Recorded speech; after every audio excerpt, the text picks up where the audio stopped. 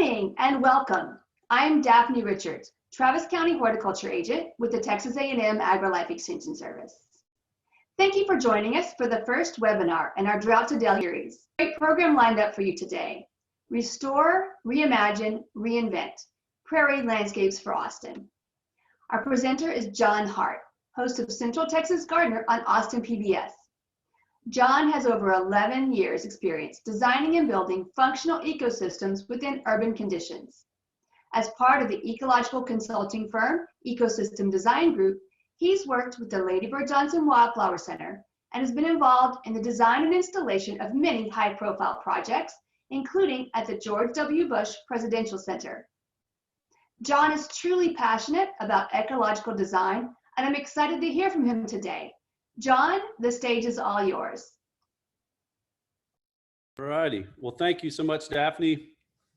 Really quick before I get started, I want to thank, there's a lot of hard workers behind the scenes. Cheryl and Yvonne and Holly and Daphne have been doing some great help with all this and putting this all together. So I want to give some kudos to them because without it, we wouldn't be able to be here today talking about one of my favorite things in the world. And I will go here now.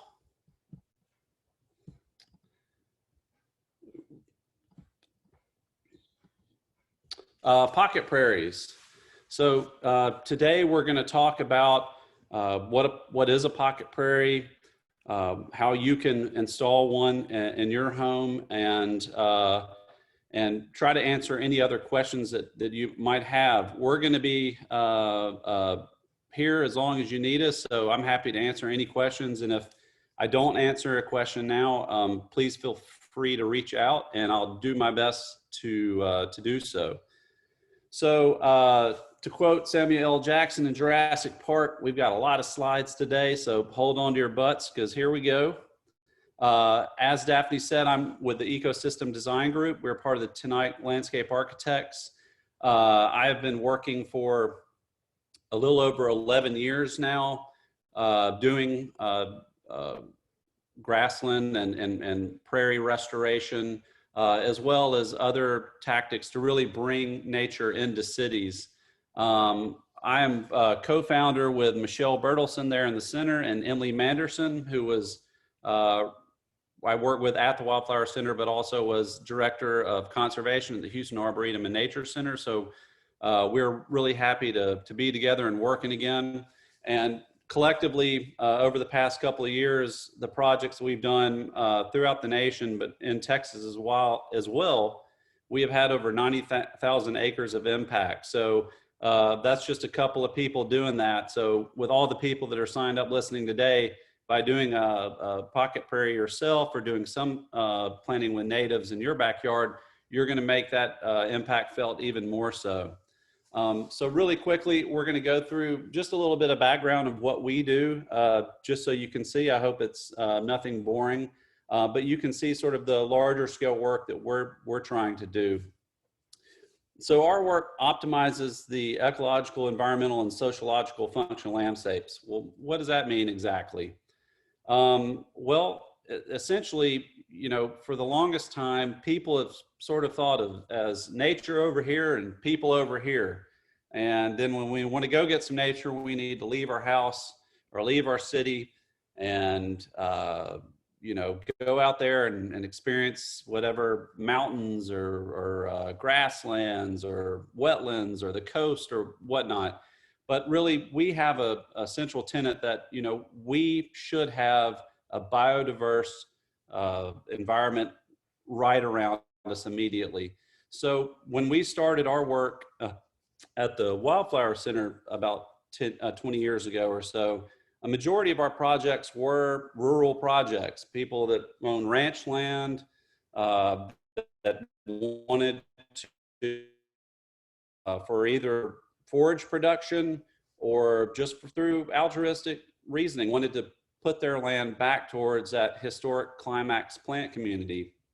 And I would say that now over 98% or so of our clients are now urban. The cities, governments have understood that bringing nature back into our cities is fundamental in terms of impacting human health and well-being, psychological well-being, there's just the benefits go on and on: clean air, clean water, carbon sequestration, heat island mitigation, habitat value. There's all of these things that we get when we live around a biodiverse and healthy environment. But also, we have to bring in the sociological aspect of it too, though. There's people that want parks, they want other areas, but unfortunately, we've sort of seen it again as here, those things are sort of divided, right? We're here and then that's over there. Well, we believe that we need to blur those lines. So we work on trying to bring biodiverse restoration aspects into parks, into cities where you might not have thought about doing so. You know, you might have just put a flower bed or something. Well, we're here to say that the more diversity we can get, the better off we are. So while we were at the Wildflower Center, we carried out about 20 years of prescribed fire research. And this was a big question because grasslands and prairies are disturbance-driven ecosystems. And one big disturbance or abiotic pressure on the landscape was wildfire. And we wanted to see if you have a degraded landscape, which a lot of the landscape is in portions of the state, because at this point it's been overgrazed or it's been allowed to sit there, and the woody growth has now started to dominate the herbaceous components, the grasses and the forbs or the wildflowers. So we wanted to see if we put fire back on the land, what sort of effects that would have. And we did it and then we also did mowing to replicate grazing to see if the mowing and fire back on the landscape starts to push that back towards a healthier condition. And it's one of the longer studies that's ever been done on this. And the data is being crunched, but it's really exciting. And we looked at doing the treatments for the mowing or the burning at different times of year. So we had summer burns, fall burns, winter burns. We had same thing with the mowing. And so we got to see what those effects were on the landscape over time. And you can see, you know, in some of these images, if you know your plants, there's a lot of KR or King Ranch bluestem that's really bad invasive. It forms these really thick, weedy areas that suppresses growth of anything else. So that was definitely one big invasive that we were looking at treating as well. But there's a lot of others. And the short of it is, I can tell you that the summer burns, burning when it was the hottest that we could.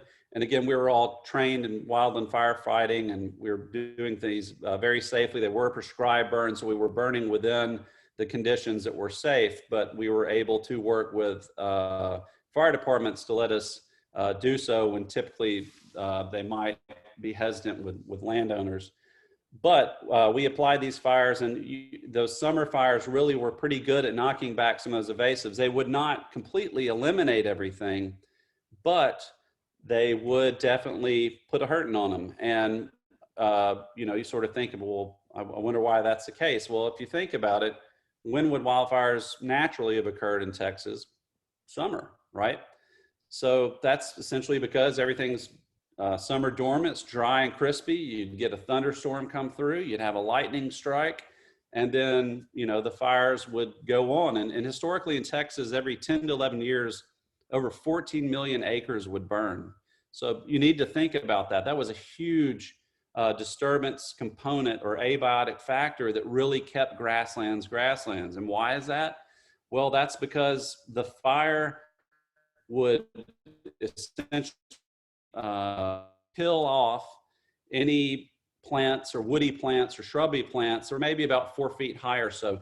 The grass fires burn hot and fast, but they are fundamentally different from the fires we're seeing out west now. And that's really intense fires that sit on an area and essentially sterilize the soil and really kill most of the vegetation.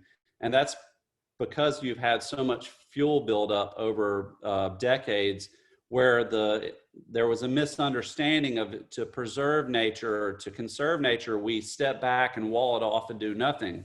And that's actually a very big problem, because the fires were an integral component of the health of these systems. And it's not just grasslands. There's many forests, ecologies, savannas in the southeast, and even, you know, alpine, montane communities that had these fires that would come through. They just would not burn as intensely. But that was because every decades or at random intervals, you have these fires coming through and clearing out all of that fuel. You didn't have this continual buildup. So fire is a very important component and a very important tool that a landowner can use to help keep their prairie. Otherwise, the woody species tend to want to take over. A lot of work that we have done as well as with native plant green roofs. When we first started out our green roof research, we were approached by a lot of green roof manufacturers who developed technology, and this technology really came over from Europe and other temperate climates, where they were using the same thing, the same layout, the same growing media, the same species, which tended to be non-native sedums for the growth, and those things were just collapsing. And they wanted to figure out, you know, can you all look at and understand what's happening and what's going on? And we said, sure, we'd love to. And I'll walk you a little bit through the process. But essentially, like I said, when we set up those units, and you can see that test unit, we had about 24 of these. We had different types that we looked at based on the roofs. This is one where we started to put in some of the natives, but the non-native sedums, we had 3 types of each company product and installed exactly as they would. And we had these little units that were built out as about a 5-foot by 6-foot little box that replicated a roof, a typical roof that would go, these companies would install these on. And so on the top and in the middle and down in the bottom, we had thermocouples, so these sensors that would read the temperatures, and we were able to also gauge the runoff.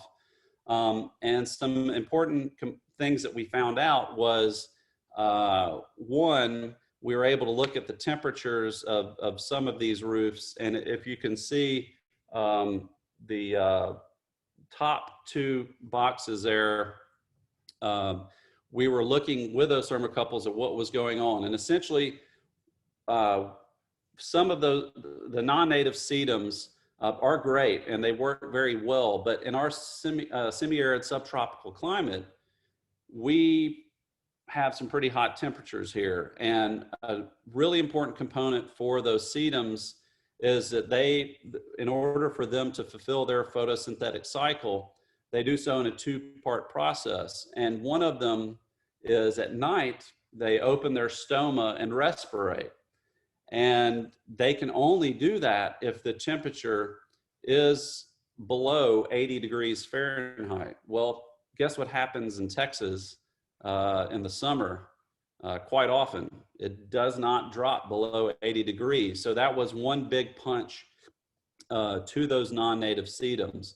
And then the second component was the internal temperature. So in these green roofs, you had your vegetation, you had the growing media, then you had a root barrier, and then you had a drainage mat that really looked like an egg carton, for the best description of it. And that was twofold. Part of that was the thinking was, well, with the concave parts of that sort of egg carton shaped drainage mat, it would hold on to a little bit of water whenever that you get a good rain, and that way the plant roots could access that water, so it would extend the presence of water a little bit longer and help those plants along. And then the primary reason why they like that shape as well is it created a pretty good air gap. There was about an inch and a half, 2 inches. It varied a bit with the different manufacturers. But what we found as well with the internal temperatures was with that thermocouple that was located at the bottom, is that that air gap, when it was 113 degrees in the Texas summer, that internal temperature was at 95 degrees or higher. So that little airspace, and I should back up and say that we tested, there's two types of green roofs. There's extensive and intensive. And intensive are the green roofs that are essentially like gardened on top of a building. You can walk on them. They tend to have really thick media profiles. It could be 3 feet deep or whatever. Those you can grow stuff with. That's not a problem there. But there's a lot of weight, load-bearing capacity that the building has to have. So that drives up the cost of that. So those aren't really a solution for doing a lot of greening of cities because it adds a lot of cost to the building. However, the extensive green roofs, they're only a couple of inches thick. So we tested everything from about 3¼ inch up to about 5 inches. So these are very thin layers of medium with those plants. And those you don't really have to re-engineer your building to carry that weight. If you're designing a building and you know that you've got to carry that load, that really doesn't add to the cost of it. So it's a great solution for the benefit that you can get out of it. And so when we looked at those air gaps though, and these extensive roofs, because there's only a couple of inches of media above, those temps were at 95. So if temperatures, and that's right next to the root structure of those sedums, if the temperatures are 90 degrees to 95, then you have roots starting to essentially stop growth whatsoever. Anything above 95 degrees, you have plant mortality or root mortality. So the sedums can't respirate at night, and then they get slammed with these high temperatures. That was a big problem for them, and why they were seeing those deaths. And then also, if you look at the bottom, we were also measuring runoff. And what we saw was the green line. You can see those were the native green roofs that we had done versus the others. And there was a good bit of retention, a bit more retention than the other typical sedums, because the sedums don't have that water pump-like capacity that the grasses and the forbs did. So we understood what those failures were, and we started saying, we think we can solve this with native plants. So we went and redid plant communities. We got rid of the non-native sedum and came back and said, let's look at some of these prairie species. They've evolved to take this type of temperatures, are used to that, but we also needed to tweak the design layers of the green roof. And I won't try to stick on this much longer. But as you can see right here in these two little graphs, that one, we had the runoff again. Once we had our natives up there, the black roof, that was our control, right? That was just a roof that you would typically see on a commercial building. You can see that, you know, when the rain hits, you tend to have a pretty steep curb up, and then you get your runoff pretty quickly. But we had two types of green roofs, I'd say too. We were looking at one that was driven with native sedums and cacti, which again, those don't really have that water pump capacity that we're looking for, but we wanted to test those out because we thought that might help with water conservation. That's the green line. And then the blue line is the native prairie grasses and forbs that we had. And you can see there's a dramatic amount of runoff reduction. And what we also found that these roofs were holding 100% of the runoff for quarter-inch events, rain events, or less. So that was wonderful because a lot of our average rainfall events here in Central Texas are about 1/4 inch. So if cities were to apply this on large scale, you could really hold on to a large portion of the rainfall events, which means you don't have the runoff from all the impervious cover, or you could reduce the amount of impervious cover runoff, which means helping prevent flash floods. As we develop our cities and put out more impermeable surface, we're making what already is geologically an area prone to flash floods. We're making it even worse. We're exacerbating that problem. So by putting these roofs on, you could have a sponge that does a lot of good things, but one of those main things would be you would help reduce the runoff. And then if you look to the right, you can see this temperature surface. And here we just have our prairie green roof in the green and the black green roof. Well, look at the temperature difference of that building. And this plays into energy usage for buildings. So it gets really hot because they have a black roof. We had a white roof as well that was only slightly under the temperature readings that the black roof had. But you can see that roof's getting up to almost right around 180 degrees Fahrenheit when the temperatures were around 113 or so.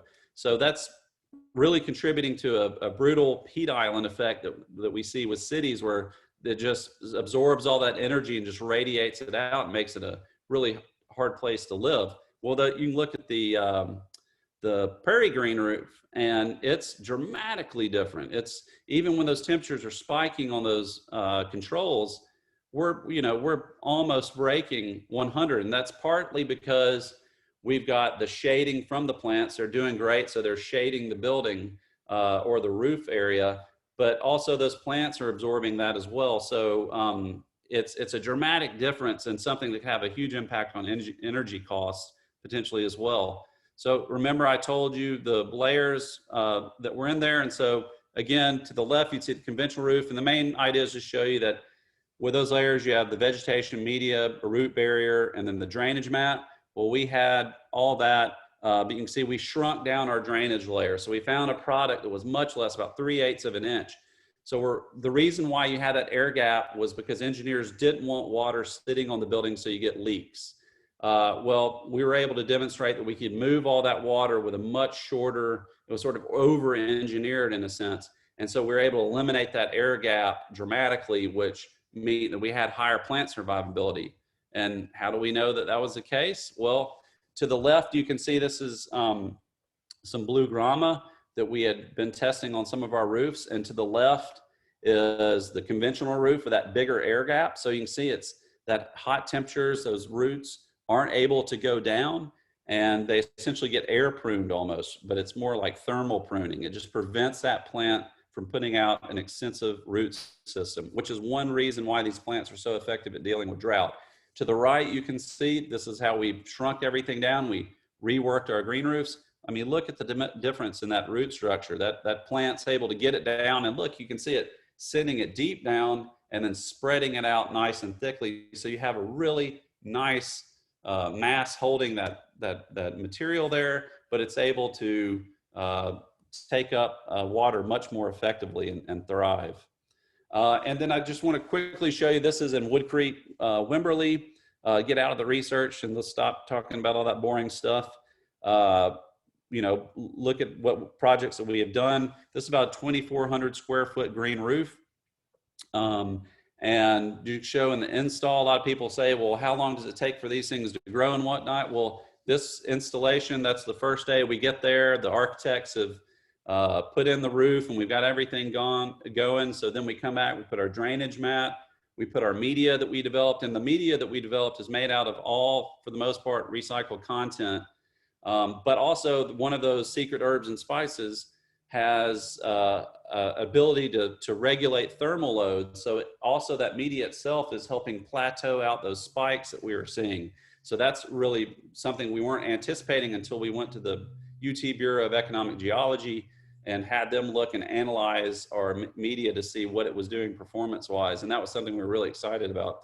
But the second one down, you can see I've seeded that roof, and there's drip line irrigation there. You can also see there's a little hose up there. We like to, once we put in the roofs, I like to use a sprinkler. That way it fills in those areas. If you just use the drip, you'll tend to have green rows and then it will slowly fill in. Well, we tend to just spray it if we can, and then that way we get that immediate coverage. That's only after about 3 to 4 days. So you have a little buzz cut already of green native growth there. And then you can see some of the bigger grasses in the third picture. That's some little blue stem. We always transplant little blue stem up there because it is a later successional species, and we'll get into this a little bit. And it means that when you do grasslands, there are immature grasslands or prairies, and then there's mature. And that's really driven by the microbes that are in the soil or the growing medium. And the immature soils, they tend to be bacteria dominant. And then go into a more mature grassland or prairie, the bacteria to fungal ratio balances out, and you have a nice blend of mycorrhizal fungi, of beneficial bacteria, you have good protozoa, and everything's cooking and working. And so that's why, as we'll see, and we'll talk about in a little bit, why when you do prairie restoration, you can't expect the iconic prairie just in the beginning. Now you can try to short track that, and that's what we do by planting little bluestem. Those are one of the big four of the prairie. There was little bluestem, big bluestem, Indian grass, switchgrass. Those are all obligatorily mycorrhizal, meaning they cannot thrive without a mycorrhizal association. There has to be a happy fungal population in that soil to let that plant thrive. So we plant, if it's growing already, we know that it's already established that relationship. So by planting that roof with it, we're essentially inoculating the roof, and hopefully that mycorrhizae will spread out a bit more, and then that will help get everything going. And we'll talk about seed mixes and stuff a little bit later. And then the last picture, you can see that we're getting a lot of growth there. That third picture was probably taken about 3 months after the planting. And then the last one is when it was about a year off. And here you can see some images. There's a little blue stem. There's a really nice detail the architect, Sanders Architecture, did with us, where back behind there, we can kind of see that handrail. That's a little platform where the campers and children can go and look at the roof and really explore it. So it's not just something up above that they kind of can look at. They can actually look at it and learn about it. There's some Monarda citriodora. But I want to talk about why I love native plants so much, which you'll hear me talk about a lot. I was going up there with a researcher from Texas A&M who was doing a book on green roofs, and we got out there. Well, actually, there was another researcher from Chicago I was out with on this time, and he wanted to see this, and we got out there, and we were greeted with this site. And again, remember, you can see how lush and beautiful it was. Well, I was like, oh my gosh. So I talked to the maintenance guy, and he said, oh yeah, I'd been up there doing some cutting, and I hit the irrigation line and it broke. And I said, okay, well, how long ago was that? Well, it was about 4 months or so. I said, oh my gosh, these are plants, these are things that, and we kind of gone on a really dry spell. You got to get water back on there. So I was really worried that we're going to have to tell them that we might have to look at doing some serious work to get this back. But let me show you something. The gentleman got the irrigation back up, and within a month later, this is what it looked like. No changes except the water was turned back on. And these aren't super water consumers either. You saw all the drip irrigation, it's very conservative means, but they only run it for 5 minutes. And that's during the summer. It might be every day or every other day, just for 5 minutes. And that's all this thing needs. But you can see the dramatic impact that these natives have, their ability to withstand drought. I mean, look at that. I mean, that's sort of like, this thing's done with. Well, no, it's not. It just went dormant. And again, you can see this is a researcher from Texas A&M who was doing this green roof book, and he went out there and I showed him these pictures, and he was just like, oh my gosh. So we got out there and walked around. But this also gives you an idea of how tall those grasses are. You can see a really big blue stem out there as well. And we'll go through edgeland really quickly here. This is sort of our most known about green roof project that we did. This was the first one we did outside of the research, but we had a client in East Austin who wanted to put up, build a house. He bought a lot, and it was pretty cheap because of a decommissioned pipeline site. And he wanted to heal the land, so he had them excavate and pull out that pipeline. And you can see there's some Indian blanket and stuff. There's a lot of Bermuda grass, Johnson grass, a lot of invasives in there. But he really wanted to restore the area. And the architect's Percy Chin studio saw that cut in the earth and said, we want to use that somehow within our design. So they started working on these concepts.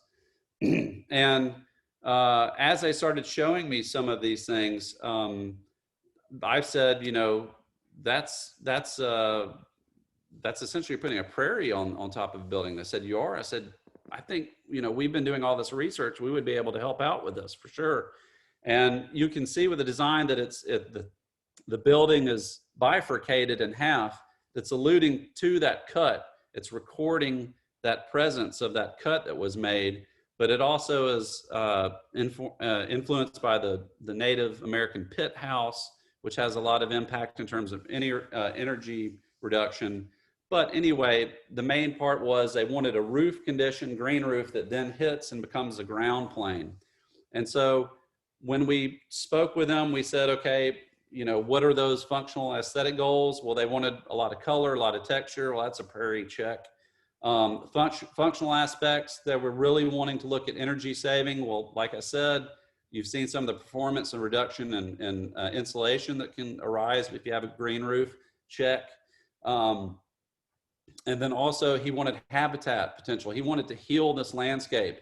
So not only were we looking at doing a green roof, he wanted to put back a Blackland Prairie and the surrounding 4 acres. So again, we set up all those goals up front. So when we do a design, that's how we approach it. We start with, what are the goals that the client really wants? Is it cleaning water? Is it cleaning air? Is it habitat? All those things that we've talked about, those ecosystem services. And so we started talking about all these things, and we said, we'll be able to help out for sure. So here's our media. You can see the install here. They're putting that back up. They have to have these geogrids to hold the media until the plants can. So they put this up here as our building, and then you can see this thick plastic around the edge. Because that area, the landscape, it had so many invasives in it.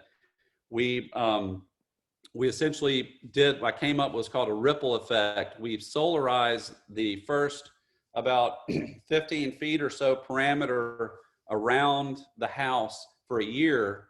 So we'd really kill all of that stuff. And then the next year we moved that plastic out and did another 20 feet or so. And then the next year we went out and did the last remaining area. So that was that ripple effect of solarization that we did. And there you can see that's where we planted. So again, this is probably about a month or so after we seeded and planted. And there you can see with that, the little temporary fence, that's that edge that we'd solarized. And here you can see the ground outside of that. We're getting ready to solarize that again to deal with all that invasive plants. And then again, here you can see this growing in. Now this is about 2 months or so. And then this is with it really grown in nice and mature. I like to call it the modern Hobbit. I think it's Bilbo Baggins is pretty jealous of this area here. Here's the back of the house. A really cool feature with this is they designed a pool as well. And you can see it's one of those negative edge pools. There's a little shelf there that spills over. He cleans the water with an ultraviolet light filter. So it's just fresh water. And he has snakes in there and all sorts of stuff and frogs, and he loves it. But that little ledge is the prime birding spot in the world. He has so many little birds that come in there and they're able to bathe and drink, and it's just amazing. He really feels that the critters, it's as much as their house as it is his. And again, here's it backed out after we've installed some of that prairie a few years out. So I think this was 2 years or 3 years after we had done the roof and that first edge. And again, the house just blends away, and it's really about the landscape. And something that's really exciting that we've done as well is he's allowed us to come back and take random point intercept analysis to see what the plant community, how is it evolving. We planted over 55 native grasses and forb or wildflower species here. And remember I was talking about an immature versus a mature prairie. We wanted to see if those later successional species were coming in, and the data that was yielded was, yeah, it was. The Indian grass was starting to really take off. We had some of later successional forbs that were really starting. So we published this material, but it was really exciting to see that succession, that maturation of the green roof was occurring. And again, he has parties, and it was really great. One time we were up there, we see there's, the kids are up there playing. It's just the impact that nature has on us is so vast, and we really need to embrace that. I'm going to go into a couple of projects here where we just do the large scale restoration as well. This is headwaters at the Comal. This is a New Braunfels. We were approached by Lake Plato architects who had been approached by New Braunfels Utility to take an area, that large circle on the bottom left with that's black there. The site is a working water utility and provides water for 50% of New Braunfels. But those blue circles you can see, and that edge, that's a Balcones escarpment, and that is the start of the Comal Springs network, and in fact, the start of the Comal River. So they had this about 16 or so acre site that was all paved for the most part, dumping water straight into the Comal, so there was water quality issues arisen. And they had decommissioned the site. They weren't really using it anymore, except every year they'd have their what was it, the power pole roundup or something like that, where they had a couple thepower poles where they were able to go up and train people on how to rig them and whatnot. But they would do these climbings and have a barbecue for their staff once every year. And so they approached Lake Plato and said, you know, we'd like to do something. Can we do something with this landscape so we can do our roundup, pole roundup, or whatever it's called? But Lake Plato said, I think you've got a lot more going on that we could impact. So we got together tonight, landscape architects were brought on board as well. And we started re-envisioning and seeing how can we do something even more meaningful with this area. And again, a majority of it was paved at this point. So we started looking at, well, this would be a wonderful opportunity for New Braunfels Utility, a water utility, to show people how you can really conserve with water and really make this connection. Again, you have the springs here, the river. In the spring network, there's some endangered invertebrates and there's an endangered fish, the fountain darter. How can you be a good steward and show people using native plants, really plugging back into the natural process that would have been here? And so we looked at controlling water as opposed to shunting it off site, creating bioswales and retention areas, vernal pools essentially, to create little ephemeral wetland areas, but also bringing back the grassland component, doing in the center, reusing the buildings that were there, or at least the structural components, and creating a new entity where people can rent and come and enjoy this space, but also an area where they could have staff. They could talk about water conservation, whether that's through landscaping or whether it's through stewardship with the river. I mean, water is the story here, right? So we started looking at all this, and then we came up with these components again of looking at reestablishing a savanna, looking at doing riparian restoration, which is river restoration, having more of a demonstration garden to show water conservation gardening measures, and then some other strategies as well. So we did the master planning and looked and showed them all the sort of communities that we would be looking to achieve. And again, these are some of the endangered species that we had to be really careful. So they're dumping all this water with it being paved, and that's having a really big impact and slamming, because these critters that are super small live right there on those spring networks. So there's the riffle beetle, the drop beetle, and the fountain darter. And so we came up with this, the team came up with this idea. So there you can see the zones that we had earlier, but these are the renderings that tonight's team started coming up with and looking at. And we were really excited. And they were like, oh my gosh, this is beyond what we really were thought. Also, though, that big blue circle, if you remember the corner, that was actually a capped spring, though. And they had put in this huge, essentially almost like cistern over the spring to create a volume of water, because this was first created in the early 20th century. And they had steam engines for their wells to pull the water out of the ground. And so they created this volume of water by capping a spring. And so we said, well, we could daylight that. What if we cut that back open and expose it back to the light, get organics back there? You know, there could be salamander habitat. There could be a lot more things we just don't know. And so we did. So we got to cut off about a third of the top. And there you can see they're adding some reinforcement or whatever, but I actually got to dive down in there. In my past life, I was an underwater archaeologist. So I got to put on my wetsuit, which was a little bit tighter than it used to be, and get down in there when it was about 31 degrees. But it was really amazing. It was like this untouched landscape. but it wasn't a healthy spring because that organic content in there. So I came back to the city of Austin and started talking to them about all of their wonderful daylighting that they've been doing at Barton Springs for the salamanders there. And so they provided us with a lot of wonderful, helpful information. Again, here you can see the site. So this is when we're just starting to pull up that pavement. You can see how extensive it is. There's that big water tower. Again, it has to be a working water utility, but we got a curveball thrown at us. It was the start of the Comal River. This is the largest spring network west of the Mississippi River. You think people came here for a while? Water. I mean, the story kept coming back, water, water, water. So as they started to dig to start to do the excavating and grading that we had planned, these things started popping up everywhere. Just everywhere. You would walk and it was amazing. They found bison teeth. They found hearths for cooking. I mean, numbers of them. They found fox teeth. These things are dating about thousands of years. People have been occupying this space for thousands of years. We're talking about prehistory. This site, then the story of water became even more important. And NBU really realized that the idea that they had bought in was going to be a challenge, but it really was the story of water, how important it is for us to conserve and protect our water.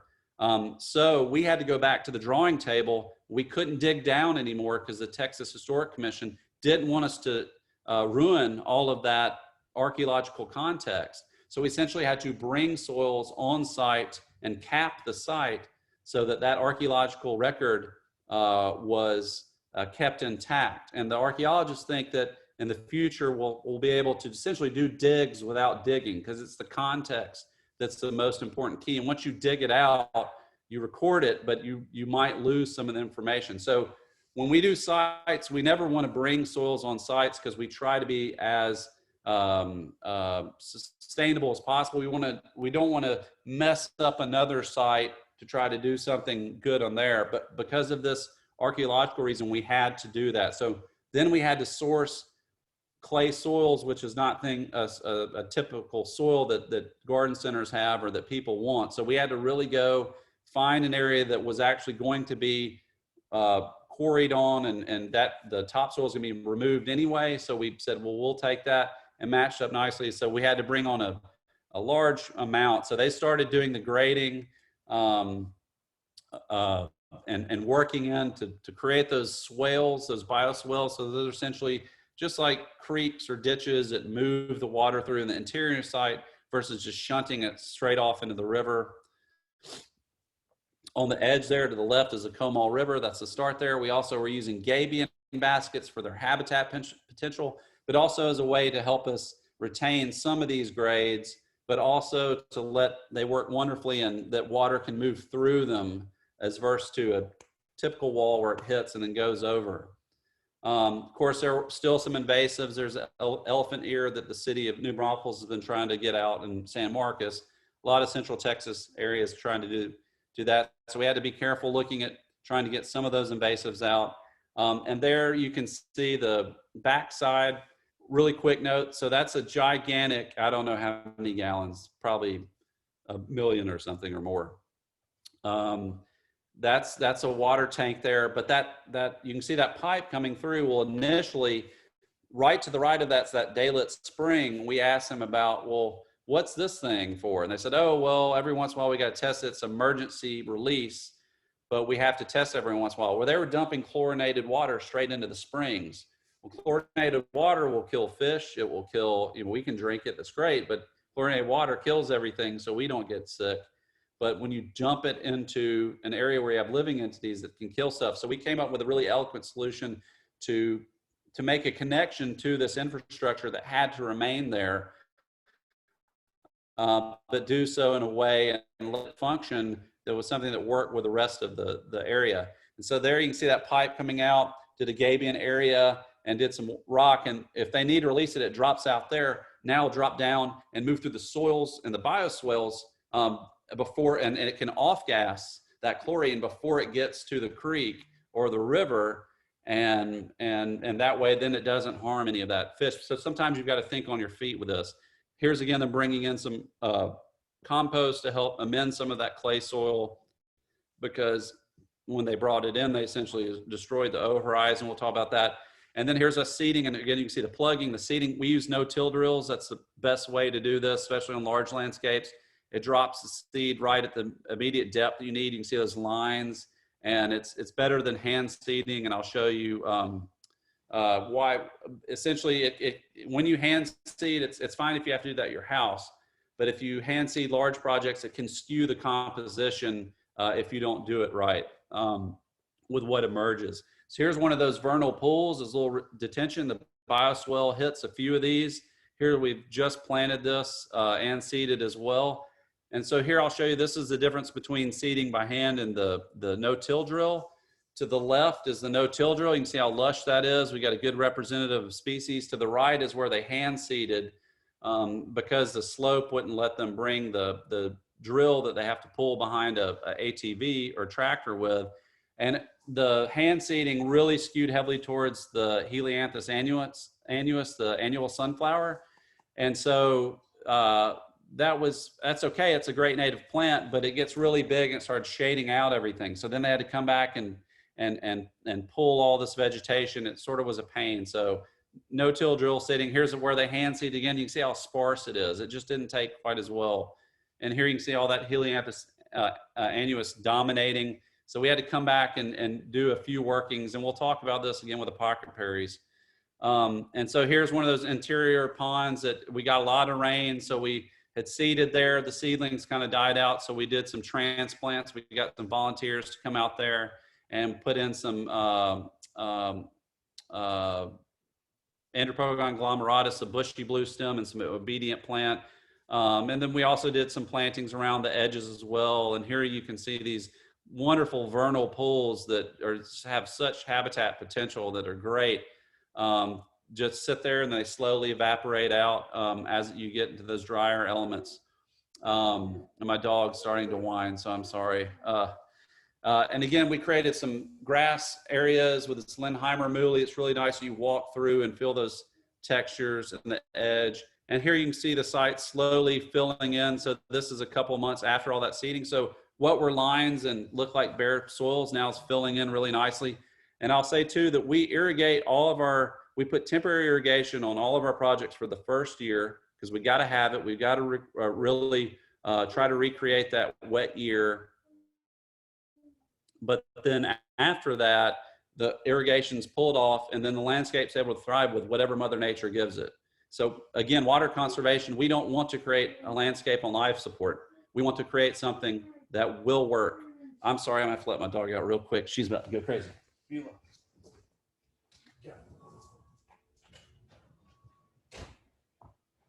Sorry about that, folks. That's a basset hound that's very opinionated.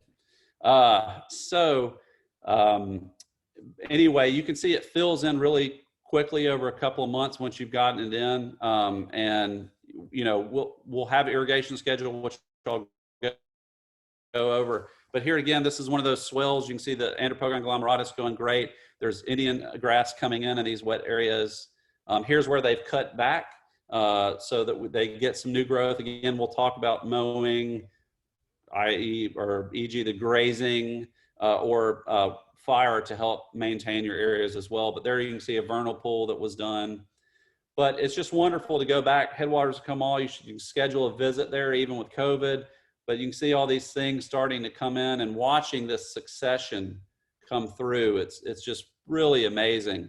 And it's so colorful and beautiful. I have tons of basket flower. I strongly suggest y'all support or go see it. It's really wonderful. I was out there doing a survey and this hawk here that has a nest right in this giant sycamore on the river was just flying around. And then I'll show you the George Bush Presidential Center that we've done.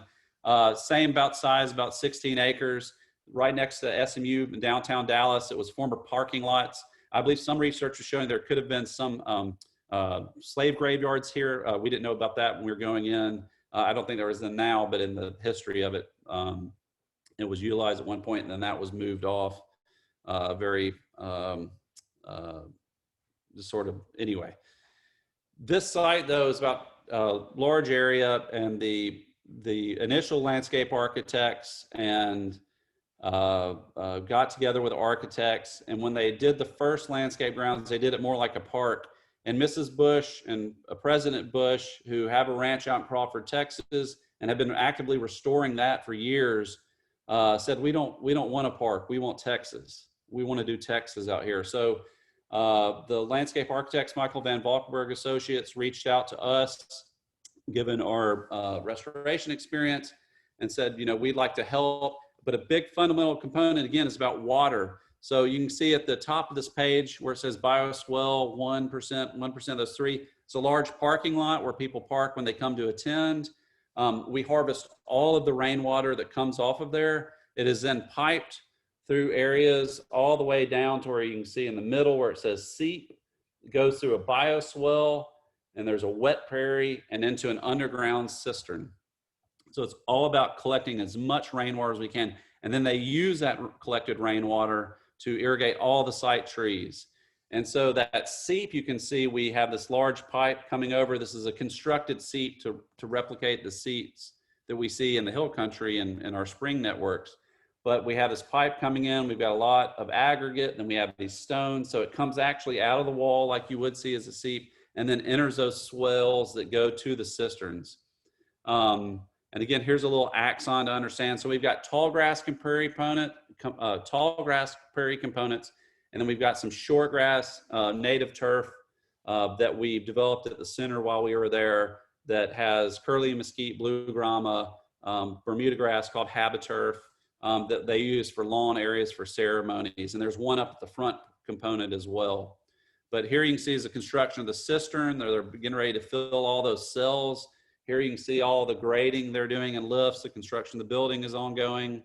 But also what we like to do when we can on these projects is do pilot projects. So the contractors, a lot of landscapers know how to do landscaping. They don't know how to do really thoughtful prairie installation. And so we had to do these pilot mock-ups so they really understood what they were going to be installing, which is really exciting because it gives them the experience and understanding. They make some mistakes, see what works. But here you can see that mock-up done where they're doing the different communities, what it needs to look like, what they're thinking about. Here you can see shade areas where they've done. So they're able to test their ability to do some of the stuff so that when it comes to the big install, they know how to do it exactly right.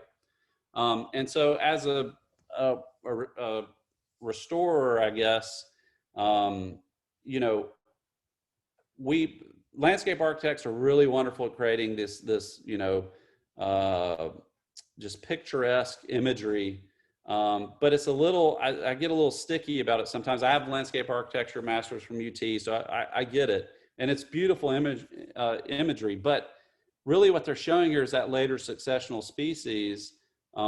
And, this doesn't come along for a number of years. So, those first few years, while it's sort of getting in there and going, it doesn't really quite look like this.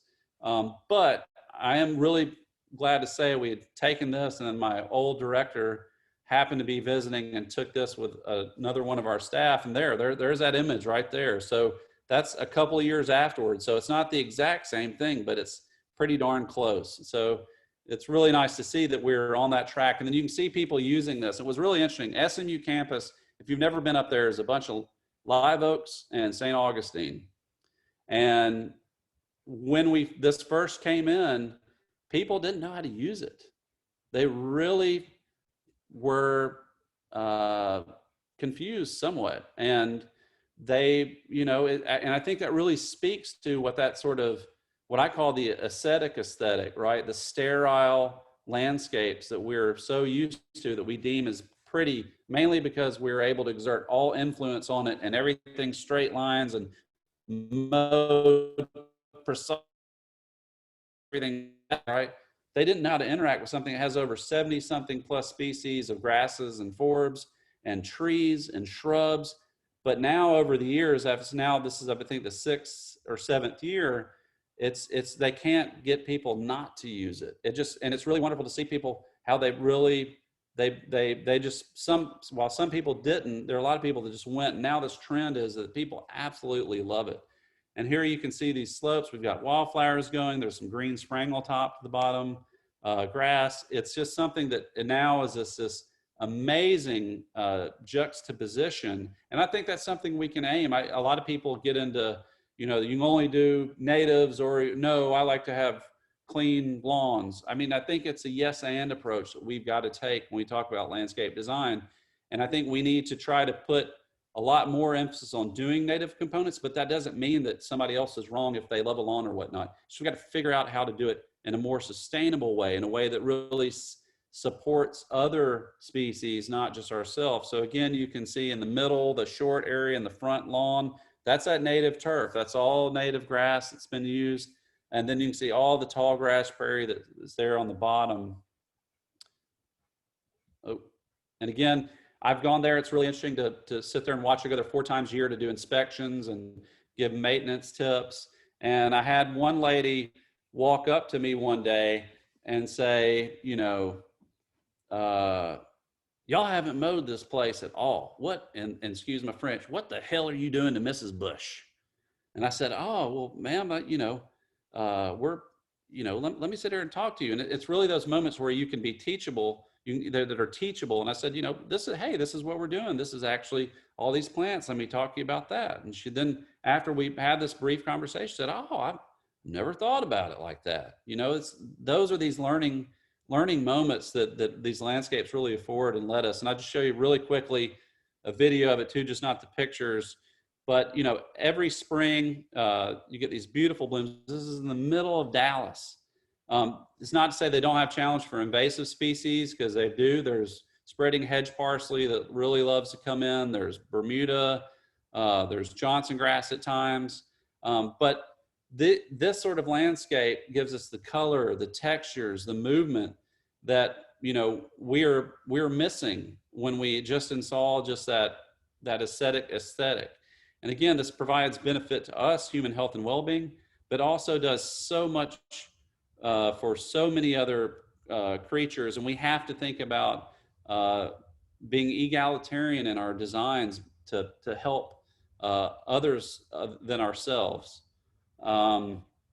Again, just a few images of it. So there is a wildflower meadow. They do reseed. That's a little no-till drill they're putting in. We have to do that every year. So if you do pocket prairies, and we'll talk about this in a second, know that if you want that wildflower explosion every single year, you might need to seed and install seed every year. Think about it. If you've ever gone to look at wildflowers out in the countryside, is it booming every year? No. Some years it's drier and we don't have really good wildflower display. When we're at the center, we always had answer the wildflower forecast, right? It depends on what happens. But Mrs. Bush's office looks out to this. She really wants to see bluebonnets and others. So this is this little meadow that's in the middle that we seed each year, just to ensure there's a really big boom in some of those species. And again, you can see that's that same area as it's grown in with some of the grasses and whatnot. And then really quickly, I want to talk about dormancy, because this is something I think is really important as well. We've got to get down with brown. Dormancy is a strategy that plants have evolved to either shut off during the hot summers because the resources aren't there and they don't want to expend that energy. Plants aren't dumb. Or during the winter, the dormancy there is to cease growth, to put energy back towards roots or other components. And having this texture is a critical habitat for invertebrates, nesting materials for mammals and birds. You're looking at one huge honking resource here. And this is something that I think the textures and the colors, we've got to think we can't always be forever in the quest for forever green. We've got to really appreciate dormancy and what it means and the role that it fulfills. And that was a challenge again, one of those forever things. But I mean, again, the light that's captured by the seed heads, the movement of the grasses in the winds. It's just something that's super important. And I would really stress that y'all try to let that and incorporate that. I'm sure everybody on here is pro Brown, but I just have to get off my soapbox now, but I just wanted to mention that. Great information so far. Yep. Thank you, John. Okay, everyone, we'll take a very quick 3-minute break to switch gears, and we'll start back promptly at 11:02. See you right.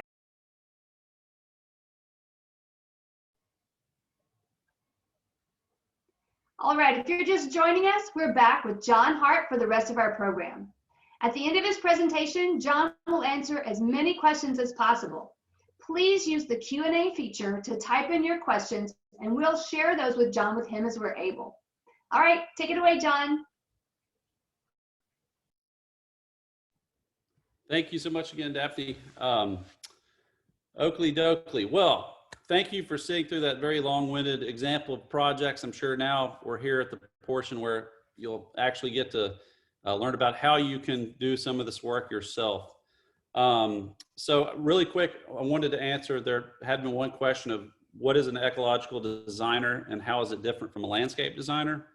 And to be completely honest with you, it's made up. I have a training in landscape architecture. I have a master's. But when I started working out the Wildflower Center, our group really thrived because the landscape architecture community has great, really knows how to come up with strategies about how to improve and help our cities and integrate nature.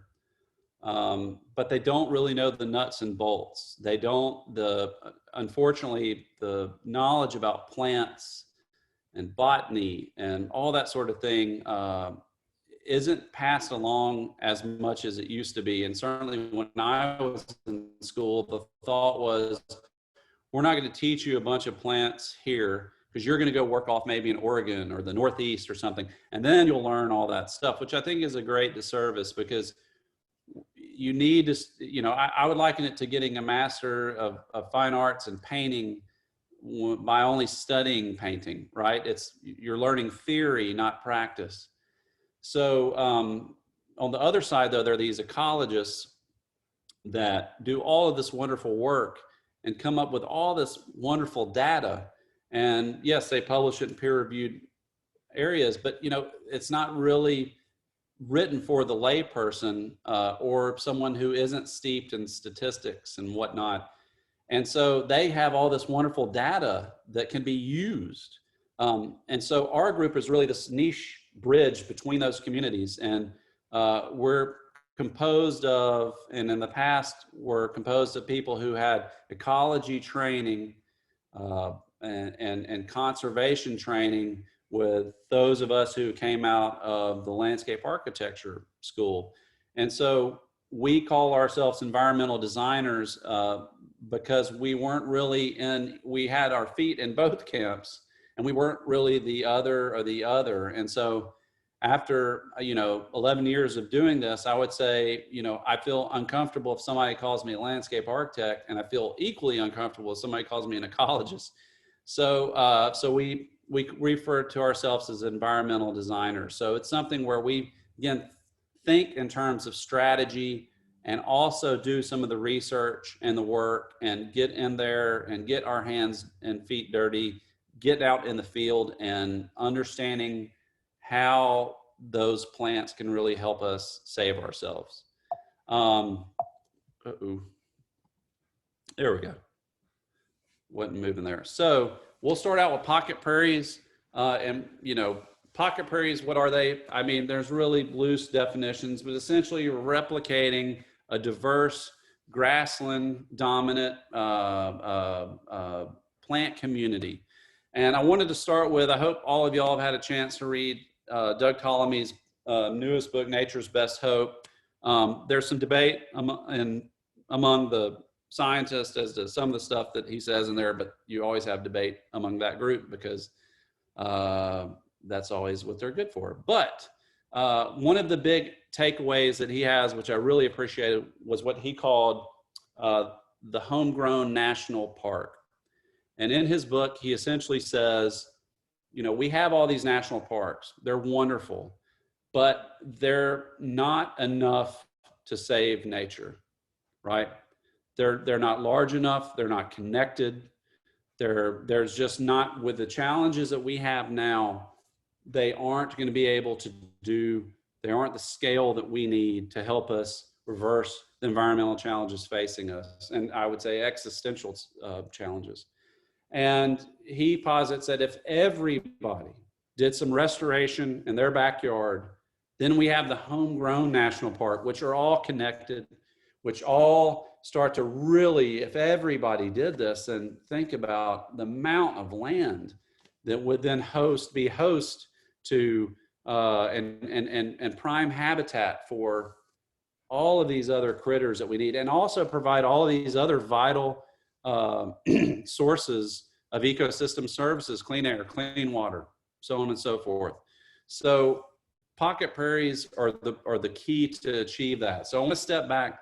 My former director, late director, Mark Simmons, who was the head of our group for a number of years, a wonderful individual from the UK. When I first started working with him, they were working on the native turf that you saw at the George Bush Presidential Center. And the reason they wanted to do that was because the other turfs were so dependent upon water supplies, some more so than others, right? And there's data showing that there's some cities, some municipalities that utilize over 60 to 70% of their potable drinking water on irrigating their lawns. You can't have that anymore. But he also understood the sociological implications. Where does this aesthetic come from? Why do we like that? And, being from England, he said, I'm the person to tell you, I love the lawn. It's wonderful. It's really great. But we've got to get away from how the gardening culture has taken it. And so, again, in some of these manors throughout England and the UK and Europe, you see this tradition that's come over from the gardening, which has this beautiful composition of plants. But not all of these plants, a lot of, and in Ptolemy's book, he gives some information on this as well, but there are a lot of insects that have species-specific connections to plants. And if you move a plant outside of its native range, and there's a lot of debate on this, so I'm not saying either or, but I'll just give you my thoughts on this. Take my 2 cents and do with it what you will. But when you move it out to another country or something else, then you're breaking that chain, and it might not support the life. So there's, there's one thing to have beauty, but again, it needs to be yes and, right? But a lot of these environments that he was showing and noticing weren't supporting the pollinators like they should, or they weren't doing it to the optimal amount that they could within their native range. But when he went outside of those gardens and started to look at the landscape around him, the native landscape, he saw a lawn. He looked down, this was from his own yard, to look and said, my lawn's not a monoculture. It's not a singular species. It's actually this wonderful community that has set up. It's not necessarily a climax condition, right? It's not something that we would see. It's something that has been created through some of this abiotic pressure. And by that, I mean, mowing all the time. Or as we saw in the Downton Abbey picture in the, there's a lot of mowing and sheep around or whatnot. There is pressures being put, maintenance strategies being utilized that was keeping it into what it was sort of a novel ecosystem, but was still an ecosystem that was probably native dominant at best. And so he started thinking about, well, how can we apply that strategy to our land? That's how we came up with the research strategy and how we developed Habitat. And again, to go back to our areas, what would have been our historic climax community? Well, in this neck of the woods in Austin, but a large portion of the United States, even the Southeast. Now there's plenty of data coming out where the Southern Grasslands Initiative by Dr. Dwayne Estes as leading the charge, saying the Southeast was wrongly labeled as a forest condition. He actually posits that it was a savanna or really a grassland that happened to have some big pine trees in it, longleaf pine and whatnot. And he really, there's a lot of it. It's comes over abundantly clear if you start to go to some of these areas that still have that diversity, some of the conservation areas. The majority of the biodiversity in those forests in the Southeast are grasses and forbs. There are just hundreds of them.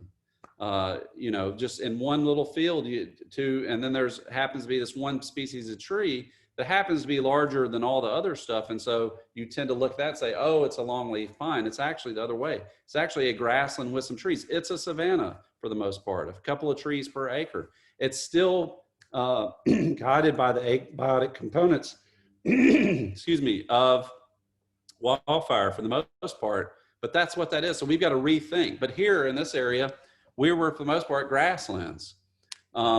Eastern Texas, woodland for sure. But we are a grassland community. And so what does that mean? So you look up at the top, you can see some of the forbs and the grasses. This community evolved to deal with the feast and famine conditions that we are so accustomed to here in Texas. And how did they evolve to deal with that? Well, look at those roots. Some of these plants go down 20 feet. They sink those roots down 20 feet. And that's how they're able to deal with the drought. They will not show up for years and years, it could be decades. And then as soon as that water returns, they're back in action. And that is one reason why when you look at trying to get away from landscape on life support, you cannot get away from utilizing these natives. They are just so wonderful. And they're there though, these abiotic and biotic pressures, which the abiotic being the fire. So again, every 10 to 11 years, over 14 million acres of Texas will burn. Think about that. Every time you hear, you know, I'm not talking about wildfires where there's damage to property or human life. But when you hear some of these areas that are burning, that are more out in the open, you know, and they say it's, you know, a few thousand acres, think of that, 10 to 11 million acres. 14 million acres every 10 to 11 years. And then on the other component, you had what was called high intensity, low frequency grazing. And that was all the ungulates that would come in to areas and they would, like the bison, and they would come into an area and they would eat things and they would tear up the soil with their hooves and they would poop and they would urinate, and you have fertilizer go back in the soil. You have microbes from their guts going into the soil, and they would disturb that area. And then they might not return for, 3, 7, 12, 28 years, just random intervals with this high disturbance. Also, there was more of you get a bit further out west, but not too far. They've been extirpated. But the black-tailed prairie dog was a huge driver of keeping prairies. And there's a direct correlation, in fact, with the extirpation of the black-tailed prairie dog in more western Texas with the rise in mesquite. Once the range managers starting trying to, they thought that they competed by eating all the forage, and that the cows would step in the prairie dog hole and break their legs, which I have an individual that I've worked with to restore prairie dogs on lands.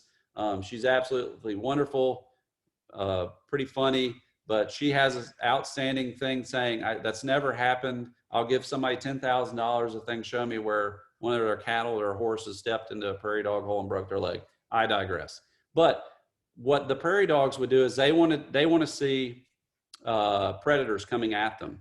So they essentially they're the beavers of the prairie. They will cut down any woody growth that would come, and then they would eat the grasses and the forbs. So between the high intensity frequency grazing of the buffalo, the constant pressure and grazing of the black-tailed prairie dogs, and the wildfires coming through periodically, it really meant that those woody species didn't stand a chance. more so in the areas where you had draws and ravines where the fires might not get to them or the animals might not go. Though around riparian areas, you would have more thick vegetation, but the upland component was really grasses and forbs. Now, we have grasslands, which really means there's just the absence of trees. But there's savannas, which also were part of our area. And that's really not a lot of trees, though. It's only about 2 to 3 trees per acre. So, and that's the one where you can see, even though those trees were there, you could still see because those fires had cleared the lower branches as well as the other grazers. So you can still kind of see it in areas where they keep cattle on them and don't rotate them, but there'll be a graze line. You would see that even higher with some of this because it kept it open. So there's plenty of light and plenty of water for the grasses and forbs. If you want 2 books that are really wonderful besides Doug Ptolemy's, just to think about why you should do it, but the how and understanding the pressures and the disturbance regimes that you can use. One, I would say go out and get The Ecology and Management of Prairies in the Central United States by Chris Heltzer. He works for the Nature Conservancy up in Nebraska. That work is still applicable to here. It's a small book, and he does an excellent job of taking a complex concept and breaking it down to bite-size, manageable and chapters that you can understand. So he talks about fire, he talks about burning, he talks about richness versus diversity. So richness is you have a lot of one species. Diversity is you have a lot of species, and you want both of those. Because if you do a pocket prairie and it's all switchgrass, well, that's great, good for you, wonderful, but that's not got that diversity that we want. And we'll talk a little bit why that diversity is important here coming up.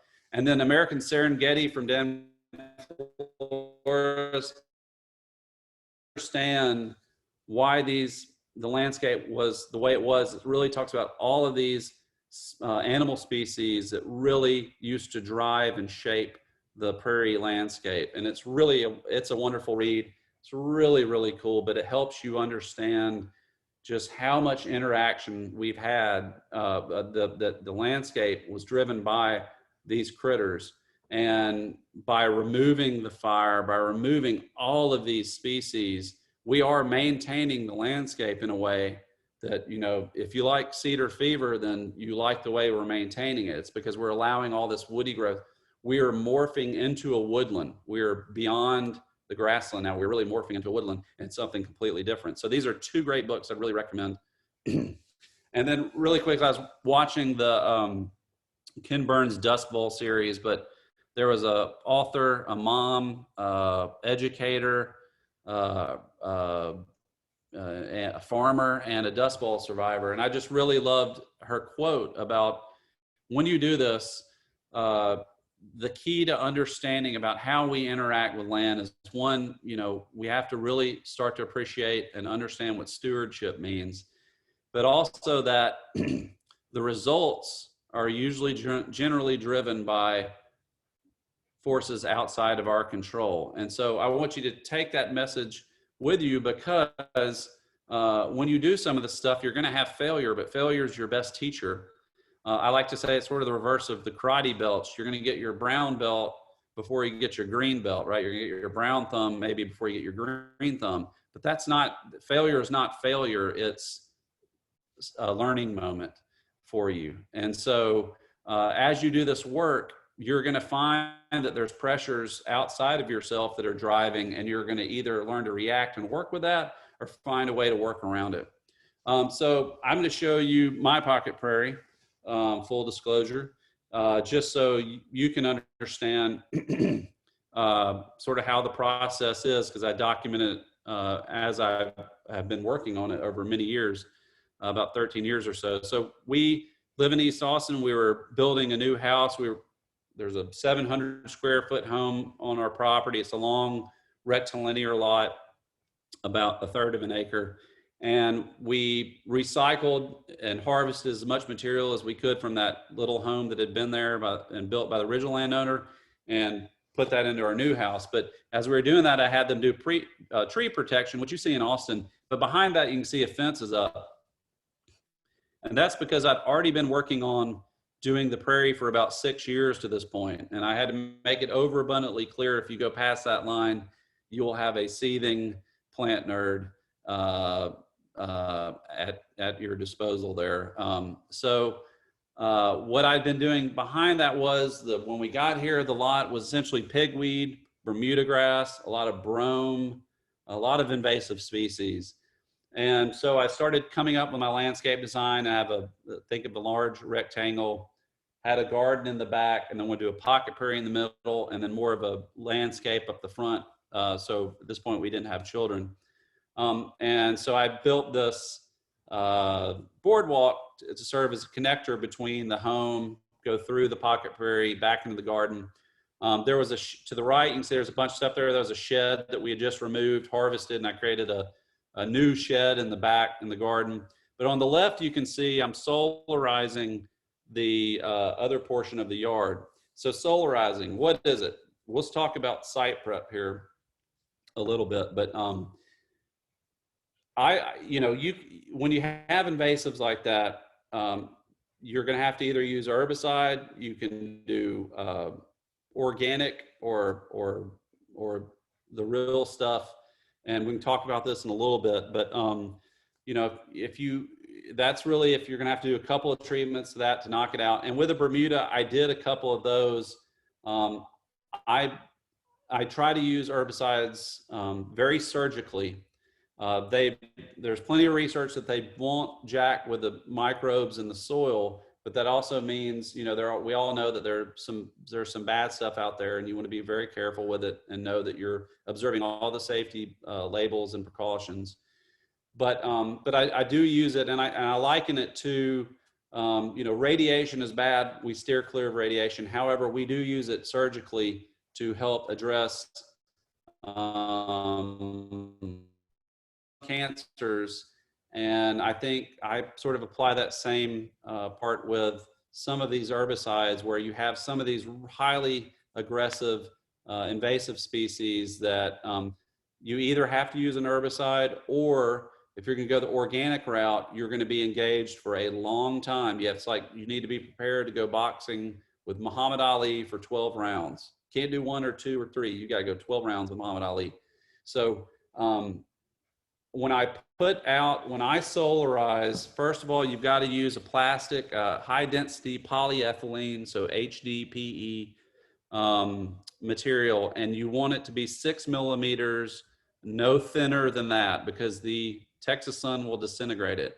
And I like to solarize for a year. And so that's why I say, again, if you're doing this sort of more organic approach, you've got to be able to do it and commit. Why a year? Well, there's warm season species and there's cool season invasive species. And if you were just to do it for a couple of weeks, well, first of all, you're not going to even kill what you're trying to kill all the way.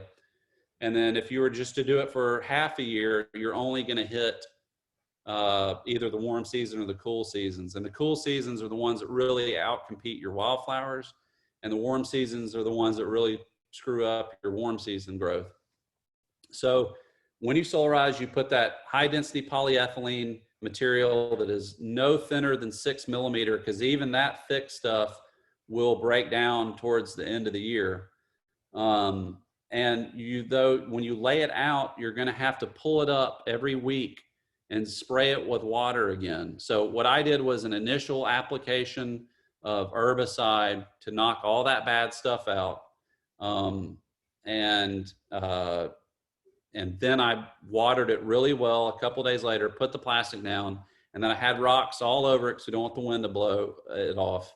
And then I would come back there weekly and spray it, soak it really good, because I'm trying to create a condition that helps any of that invasive seed banks. You're not, when you're doing, trying to get rid of invasives, when you've got site prep going on, you've got the active growing plant that you're trying to kill, but then you're usually going to have, potentially decades of an invasive seed bank that is built up in the soil and is still viable. So you're going to try to get that to come up and germinate and then die as well. So Again, I would treat it with herbicide once or twice. I would then spray it with water, really good, soak it in. And then you can opt to till a little bit. You want to till too deeply, because if you till really deeply, you'll pull up more seed that's in the lower horizons of the soil that still might be viable. But you can lightly till and watering, just water. And then for a year, you just every week or two, you're going to pull that up and really soak it good and put that plastic back down. That lets everything germinate, and also lets all those wonderful slimes and molds and mildews kill everything. So then after a year, you can see this is my wife, Bonnie, we bring in compost. So we try to put, an inch or two of compost down to help reinvigorate that soil and replicate what's called the O horizon of the soil, the organic horizon. And we'll show that a little bit later. But that's just to, one, get some organic matter back into the soil, and then also hopefully bring in some good inoculants with some of those microbes as well. So you just spread that around, and then you're lightly working in the soil. You're either going to do it by hand if the soil is loose. We have clays, so I did lightly till again, just about an inch or so to break up that horizon, because you don't want a loose, if you just put loose compost over clay, then you're going to have two distinct horizons. And roots are Buddhists, and they prefer the path of least resistance. So if you leave it as those two distinct horizons, the roots are going to go down, hit that hard clay, and then just go laterally and not go down in the soil. And remember, those species we're trying to get to grow, we want them to sink those roots down, as far as they can go. Some of them might do 20 feet. So you lightly mix and incorporate that in the soil. And that's where that shed was. If you remember, we did that one a little bit later. And you can see I've got that right past, it's where I got my first part of the pocket prairie going. Then remember, I plant some later successional species. So here it's little blue and some big blue in there, because I want to inoculate. Seeded, not like seed and then plant, because you can seed and then lightly rake. And again, when you seed, when you put that out, you're probably going to hand broadcast. So don't listen. You don't have to no-till drill your backyard. I was just showing you for those larger projects why that's helpful. But here you can throw out your seed, and then you lightly rake it or use a limb or something to brush it in. Because if you bury a seed deeper than twice that seed's width in diameter and depth, it can't grow. It doesn't have enough energy to get through all that material. And some seed, the seed varies quite a bit. So Eastern gamagrass seed is like a corn kernel. Indian paintbrush seed is like the period at the end of a sentence. So that can barely go in.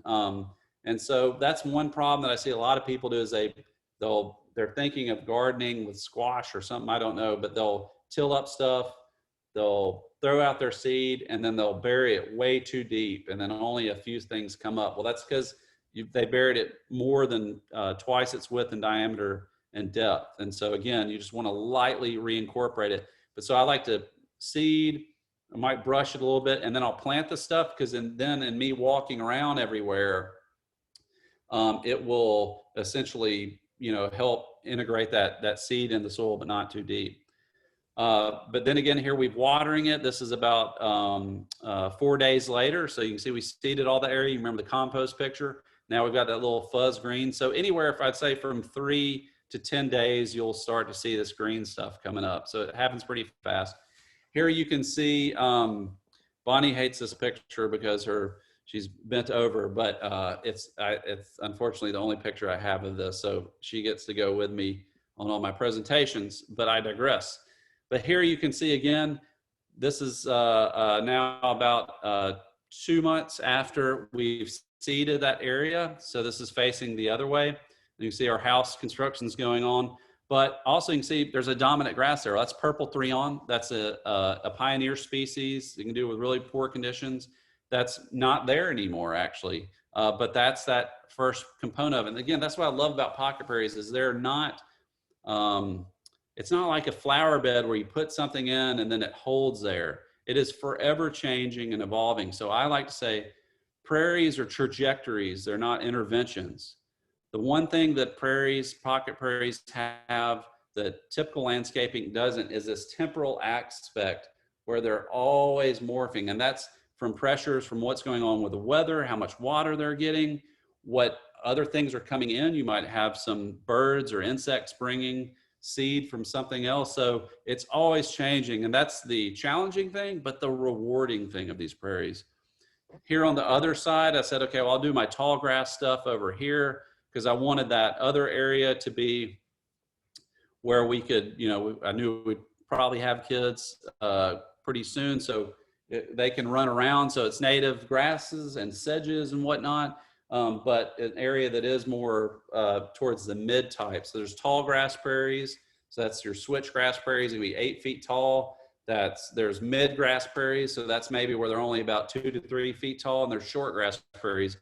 That's that really maybe 4 inches or so. That's that habiturf mix, the curly mesquite, blue grama, buffalo grass, those buffalo grass, short grass prairies.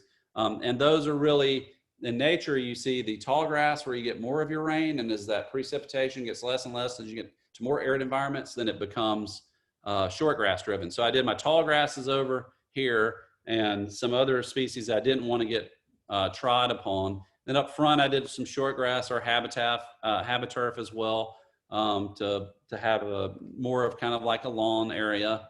But again, this is the back looking at tall grass area. You can see this changing over time.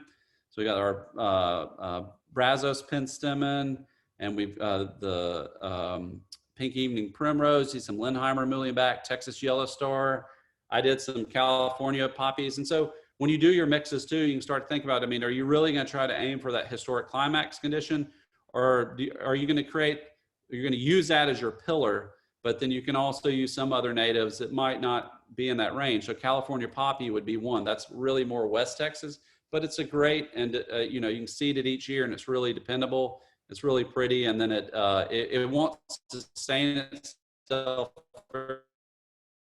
unless you've got some really well draining soils, just because those clays will tend to stay too wet and it will thin them out. But it's something I love to reseed from time. But again, you can see there's some little blue stem coming in, but this thing is changing over the years. There's a Solidagos, that's goldenrod really starting to come and spread. In the back, again, you can see some of that yellow star and the pink evening primrose, some wild foxglove that's coming up. There's some of the penstemon tenuis. And then after a while of doing that, then I started getting into wetlands because we're doing the work at the Headwaters project. So we have 2 500-gallon rainwater cisterns on the side of our house I collect rainwater from. I designed this little circular pool area that we just put in, and now I've got a wetland with some of my wetland plants I like to have, but I also got into native fish, and that's a rabbit hole we don't need to go down to, but native fish are cool. Again, the pocket prairie, we've got Monarda fistulosa, the bee balm. It's just glorious. I mean, this stuff is just always popping in and out. You can see it changing. And people that come and visit me sometimes in the winter don't, it's all brown and it looks like just a bunch of weeds. But in the spring, my goodness. And again, here, we had some snow. This was from a couple years ago. We got a little bit of snow, but there's snow on the prairie, not the plant, but the actual condition. But we'll talk a little bit about some of the drivers and really get the details here. So formal versus wild. So I had tried to do in the area, you can see my little wetland feature there. My wife really wanted to have, we'd had our first little boy and had another one on the way. She really wanted to have a lawn area for the kids. We have a pecan and an American elm that we saved while we were building our house. But we have a lot of shade. I tried to do horse herb, but it was too ephemeral. It would really just go away and be dirt again when it was really dry. And then I tried to do the habiturf here, hoping that I could get enough light, and it wasn't really quite enough. So I decided, well, I've got this shady condition. I'm gonna have to do St. Augustine. But I told Bonnie, I said, I'm not gonna keep this on life support. If we go into drought, it dies, and then we'll have to replace it or think of something else. And she agreed to that. And we did a small patch of it. But, you can have these formal elements. Again, like I said, we don't have to be plant Nazis on either side. I think we need to look at yes and. Are there ways, you know, that turf condition that we have, it looks nice, it's great, it lends to the lines of the house, but it is water intensive. So I have to understand that that can go away. But we can have these juxtapositions of the form of the wild. Here you can see big blue stem seed heads coming up right next to St. Augustine. Now that never happened in nature, but it's something where we can work together. Again, with what Doug Ptolemy talks about in his book, and I agree, is that if you can put a majority of your yard in some sort of native condition, you know, say 75% to, you know, 15 or so, or excuse me, 25%, then, you know, that's a good ratio. You know, it doesn't have to be, everything's so binary. And some of it comes out to pragmatic stuff that, you know, you need to have a turf condition. I had too much shade. There was one thing that would grow there, and that's what I was left with. And I did it in a small amount, but a majority of my yard is this pocket prairie condition. So that's what I'd say, sort of weigh it if you can. And we'll talk about some scale and whatnot. And again, the seasons, if you don't follow Monarch, Benjamin Vaught, the Monarch Gardens, he's up in the Midwest, but I love he's got some good writings. He writes very passionately, but I love seeing his tracker of his pocket prairie he's done in his front yard, because he lives in suburbia. And you'll see as we go through these pictures, this is really about to talk about seasonality, but also look in the background about the juxtaposition of his house and everybody else's. But look at this wonderful pocket prairie he's creating. He's got a huge one in his backyard as well. He documents it over time. Again, look behind him. It's just that sterile landscape supporting nothing. And then he has this wonderful thing, all that side oat scrama, the echinacea. And as it goes through, look, in the back, the season's unchanging. It's just a forever green. But there's a seasonality to it, this sense of place. And again, it's just, as he goes through the years, it's just wonderful. So I'd encourage you, if you're on Instagram, to follow Monarch Gardens, Benjamin Vaught, and get some of his books. Let's get into the really nuts and bolts of it. So, okay, John Hart, shut up about all the reference stuff. How are we going to do this? Okay, I hear you. Well, we're going to look at soil identification and historic climax plant communities. So what species community should I aim for on my property? Well, there's the soil web survey, or the web soil survey, that you can go online. It's the address is, hold on one second, web soil survey. Just type that in, and then you'll go to an area. I'm going to warn you, it's a very clunky program. It feels like Internet Explorer or Netscape circa 1994, but it's free. Your tax dollars pay for it. And it's a wonderful resource. And once you've done it a time or two, you've got it, and then it's easy peasy. But you can go onto the web soil survey, and then you can find your area. You can't zoom in all the way, because if you zoom in too close, the maps won't align and won't give you results. But you can zoom into your area. You create what's called area of interest, and you don't have to write down every little thing here, because I'm going to show you a tutorial that you can look at, because I won't be able to teach you everything right off of this, because it does take a couple times through. But it will show you the soils where you are, right? So let's say I've drawn my area of interest. Here I'm looking, I can see, okay, my property's BOF, and that stands for the Bracket Rock Outcrop Rial Complex. And then if you look to the right, it says ecological site. And you look down, there's some code numbers that correlate with that BOF, and that's RO81CY362TX. Okay, those are the things you want to get, and I want to show you what those mean. So there's one there, the steep adobe. There's another one, RO81BY350TX, steep rocky. There's one, but you want those codes, and then you can go. You'll come up. After you've drawn your area of interest, you can see on the tab to the top left, then you go to Soil Data Explorer tab, And then you click on the ecological site assessment. Again, I have a tutorial for you, so you don't have to worry about killing yourself to write all this down. But you click on that, and then look, it will show you these codes that you were looking at, the R081BY350TX. And this one, I've clicked on the R081CY363TX, the steep rocky, and I click down and I click on view ecological site info, and lo and behold, it shows me mid and tallgrass savanna community, mid and tallgrass savanna community, juniper oak woodland community, and then shortgrass savanna community. And so it's showing me essentially a spectrum from its healthiest, the historic climax plant community. That's sort of what we would define as its healthiest, most diverse condition, to lesser conditions. So maybe some of those pressures of wildfires been removed, or overgrazing. It can go all the way to abandoned land and go to urban land. It can go to those are the worst. But it gives you this wonderful spectrum of what those communities are. And also, not all of them, but a lot of them will give you what's called a state transition diagram. And all that means, it's a very engineering sort of thing. This box is the savanna state, and then it has the mid tallgrass savanna community, the mid shortgrass community. So that's the historic climax plant conditions. And then you can see here's the juniper oak woodland state, and then the shortgrass savanna state. You can see these arrows moving in between all of them. So, and then you can see these letters, T1B, T1A, R2A, 1.2A, 1.1A. They'll have a legend.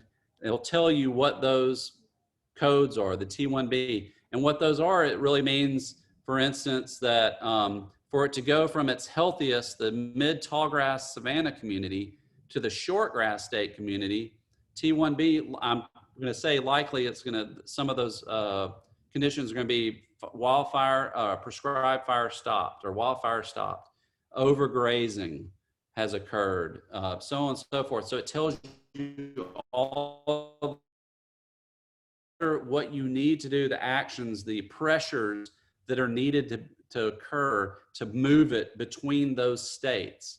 And it can be, if you have, again, you look at it in terms of health, but it's also just the composition. So, as far as species diversity, the mid tallgrass savanna community is going to be your healthiest. It's going to be the one that would be in its prime.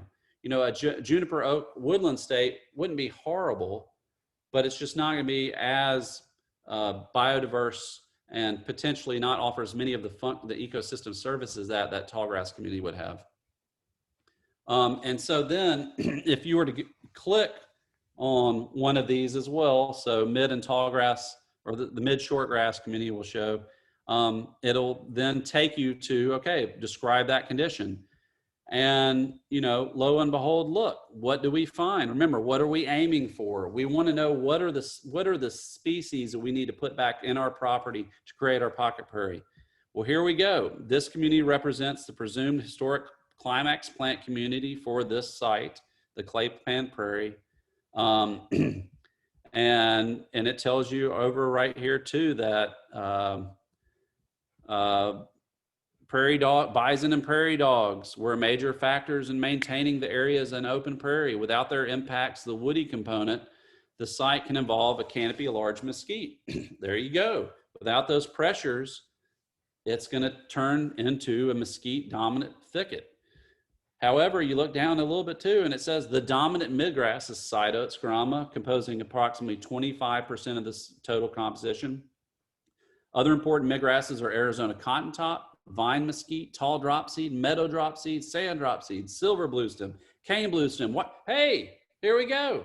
Here is our list that we need to start looking towards. Can we get these species in seed? This one also happens to tell us that a big chunk of that would be Cytotes, which is great. Very readily available, and something that's great. That's wonderful. Good thing to know. So this starts to piece towards that reference community. You're not going to be able to get everything they list, and the list that they provide is by no means the extensive list that tells you every single species that would be there, but it's the best representative giving the data that we have.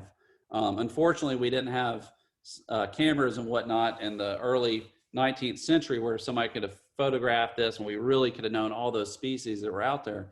But this gives us a great idea to start to create our plant community, our seed design, our plant design. And then also, if you stroll down from those paragraphs, it then starts to give you these lists of the grasses. So here's all those that's mentioned. It has the mid grasses, the short grasses, cool season grasses, and then also forbs.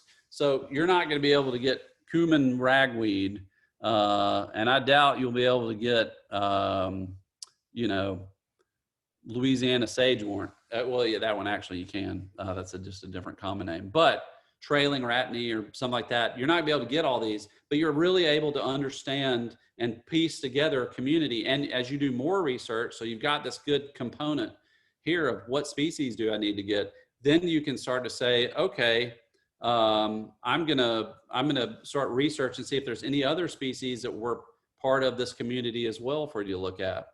So if you want the tutorial I was talking about, if you want to use this web soil survey, you just need to go to www.lks. I'm just kidding. I just always type that in there because nobody can ever read that. I hate when people give you a website thing that's so long. That was a joke. So years ago, after the Memorial Day floods in 2015 on the Blanco River, we created the Blanco River Design Guidelines so people could fix their land because they really wanted to know what they could do after that horrible flooding event. It's a free resource. If you type Blanco River Design Guidelines online, Texas Parks and Wildlife offers it, and then also the Wildflower Center has it up, and it's a digital copy, but you can go all the way to the back to the Appendix A, and we have a tutorial here that will walk you through with pictures and with text about how to use a web soil survey.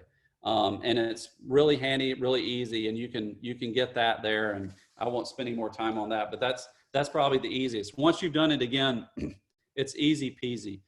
You'll be able to dive right in. You'll start probably doing it for your friends and everything else.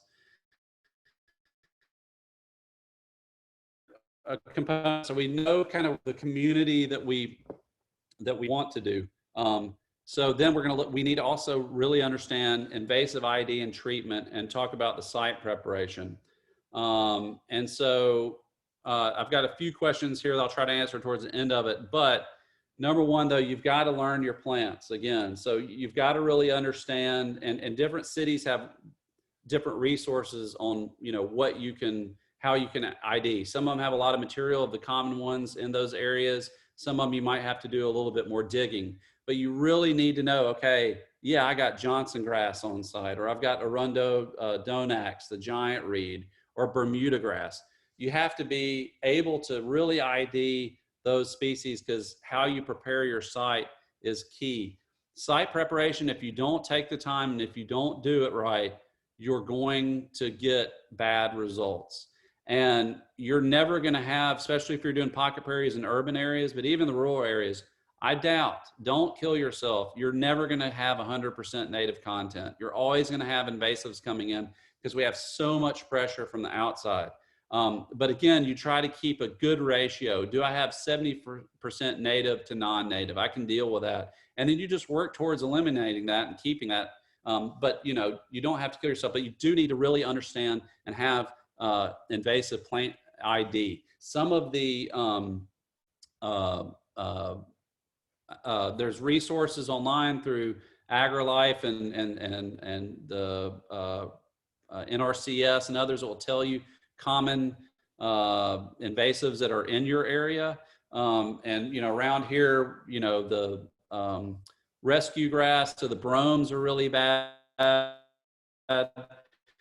We've got crabgrass, barnyards, meadow all the time, perennial grass, and annual ryegrass, which really acts more like a perennial because we don't get those big freezes. Medicago grass in the wet areas, Johnson grass. All of these are pretty common, but you can look and find these resources, but you really need to understand what is prominent in your area. And again, on this, this is recorded, and I'll be happy to share this with the group. But there's a lot of great resources for the plant identification. And again, I've got some of these listed for you all to look at. But you really want to understand what are those big threats that you have, whether it's more of an herbaceous thing like Johnson grass or Bermuda grass, or China berry, or the woody components really going to come after you as well, because you've got to keep that at bay when you're doing a pocket prairie. And you also always want to make sure you ID the woody stuff, because you're always going to have continual pressure from those woodies try to come in, because you don't have the bison in the wildfire. You will have to be the bison in the wildfire, so you get to be the buffalo. And we'll get in that in a minute. But this is a great resource. There's a lot of stuff in here for you to help start to learn. But talking about herbicides again, some of those resources I showed talk about some of the herbicides. And again, I feel that depending upon the site, some sites don't need it. You could just solarize, but some sites, Johnson grass, Bermuda grass, some of those are really almost impossible to hand remove. And if you want to solarize, you might need to be looking at even longer than a year, because they're truly, truly tough stuff. So there are resources out there. If you've got a site where you've got tons of mature mesquite going, well, you're probably have to cut those trees and then apply triclopyr or something like that to knock them out, so that you can get them out. A majority of all of our trees are resprouters, so hackberries and everything else. There's only like ash juniper, if you cut it, it's dead. But unfortunately, a majority of our stuff, our woody stuff, are resprouters. So if you just cut them, they're going to come back. So you need to either be able to get to them when they're young and you can hand dig them, or if they start to get older, then you might have to look at part. Now, I'm not talking about wacky spray everything, but I'm talking about surgical, cut and then paint or wick if you can. You might need to do a spray if you have a big field of Bermuda grass. So one of the questions I see here on site prep is, how do I get rid of Bermuda grass on a former soccer field to start a prairie? You would probably need to look at herbiciding a good bit of that. And then I would suggest do either mulching with about 5 inches of mulch, which is a lot of mulch, but you could rise it, but be able to get water out there, spray it regularly. But do that for a long time. You do the mulch and then spot spray if anything emerges out of the top, and then you can remove that and then see where you are. But those guys, unfortunately, some of them are so aggressive, you've got to go that route. So again, back to where we talked about that. I'd solarized. Remember nothing thinner than 6 millimeter high density polyethylene. There's a debate on whether to use clear or black plastic. I use clear because I just thought, well, I'm going to try to do a greenhouse to try to get that stuff. I want the seed to germinate and then die. It's not like it's going to be able to survive. If you do have big bubbles, you don't have it laying really flat, and you're not spraying it regularly, that will act as a greenhouse and they might not die. So you really do want it to be flat. So you can do the black. The black will prevent any light. So I don't think there's any definitive of whether the black or the clear is the best. And that's just, again, one of those things where we get hung up on debating that versus to doing the good work. So talk about prairie layout too. There's been some questions I saw about, let's see, how small an area can become a pocket prairie. Is 4 feet by 8 feet too small? So really there's no right or wrong. There's no, if you've got a flower bed that's 6 feet by 2 feet, and that's all you got, then go at it. That's fine. What I will say though is if you're doing bigger ones, there is a problem, and long, narrow pocket prairies are a lot harder to maintain because they have a lot more edge, right? There's not a lot of interior space there. And so the invasive pressure that your edges are always where you're going to have the most pressure from invasives. So if you've got a long linear area and doesn't have a lot of interior, then you're just going to be fighting stuff a lot. Doesn't mean you can't do it, but you just need to know that going in.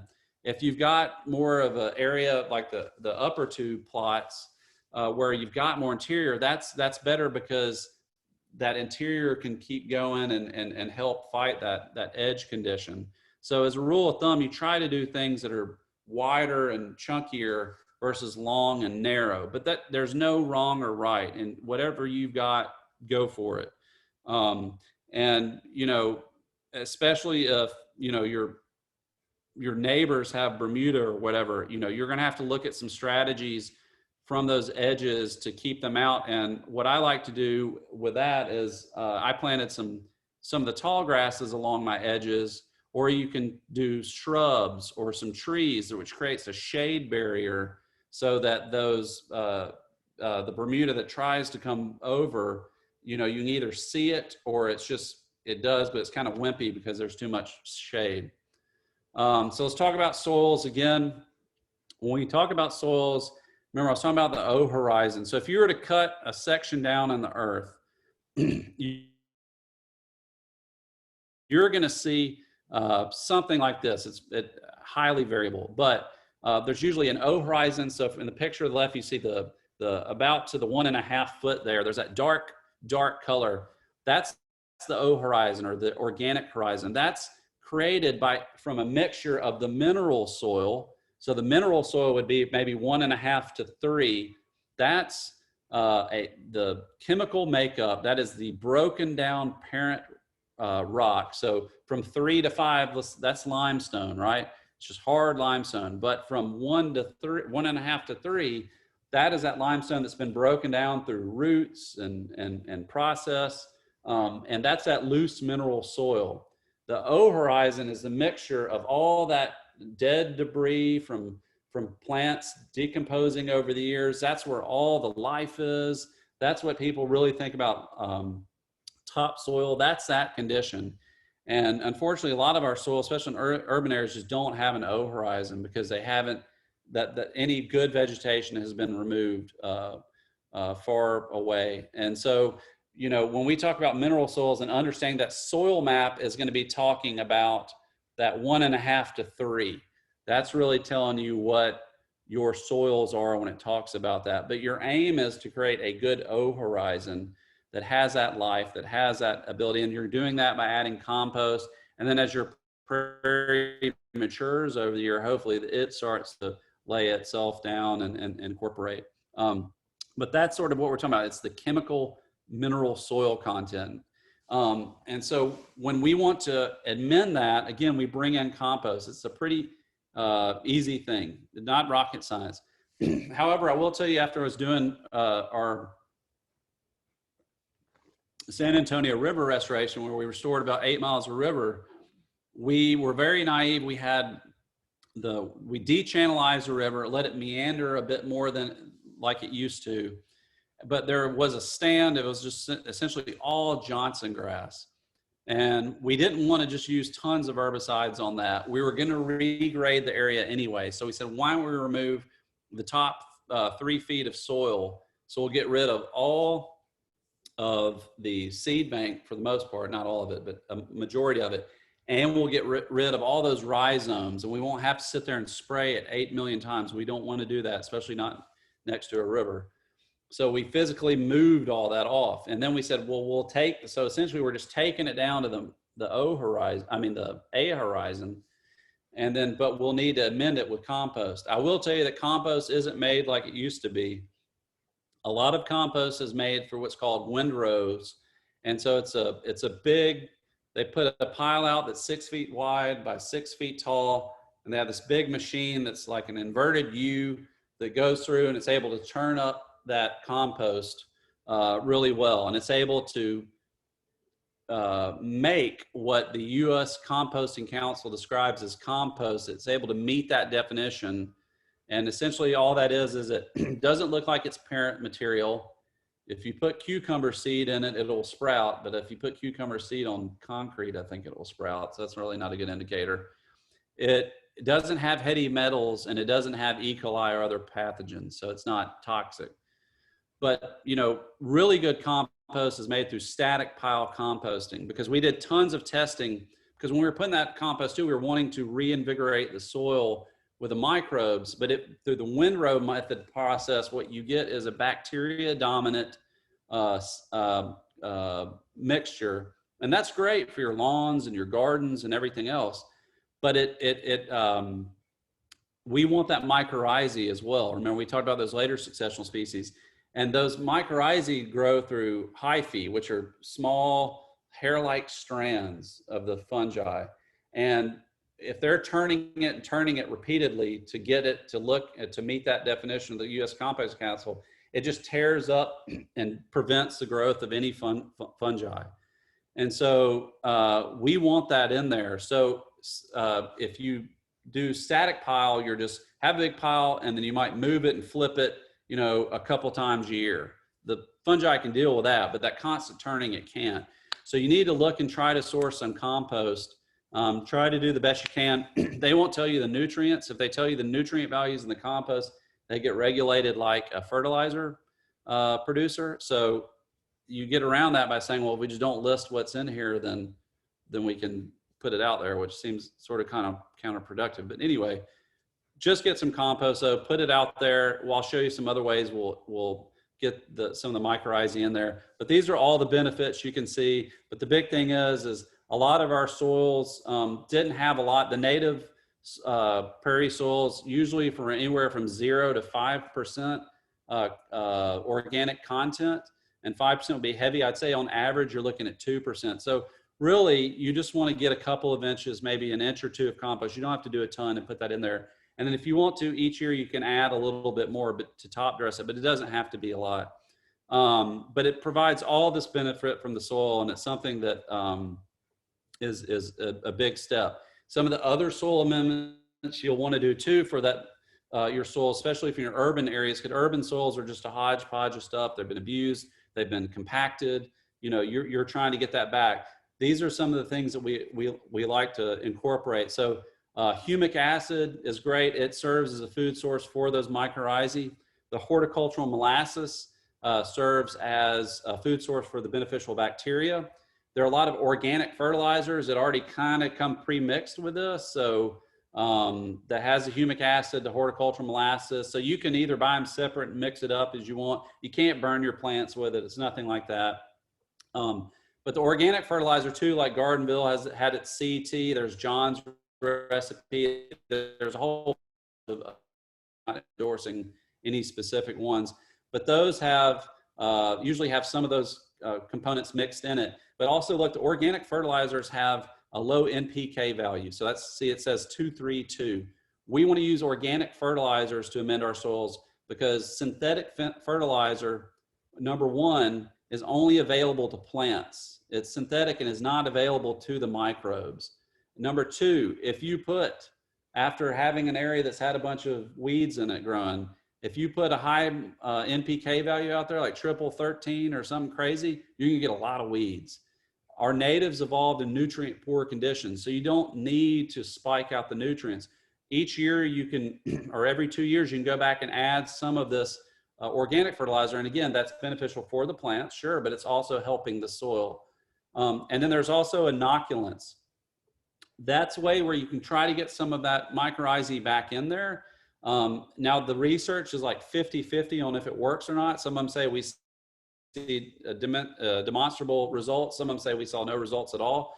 That's completely up to you. There's other ways that you can try to inoculate your soils. And again, by planting some of those later successional species that you buy, and they might be growing like big blue stem or little blue stem, like we did with the green roofs, and I showed you in my pocket prairie, those will essentially inoculate as well. But there's some other really great, here are some that we've started using on some big restoration projects. This is a product available out of North Carolina, Vermiplex. Some of these are liquid and some of them are granular. So it depends on what you want. The granulars will stick around a little bit later. But again, you can see they're really low rates. But the great thing about this is they have, this one has worm casting extract. It has a lot of good stuff that's going to help your soils. There's microbac.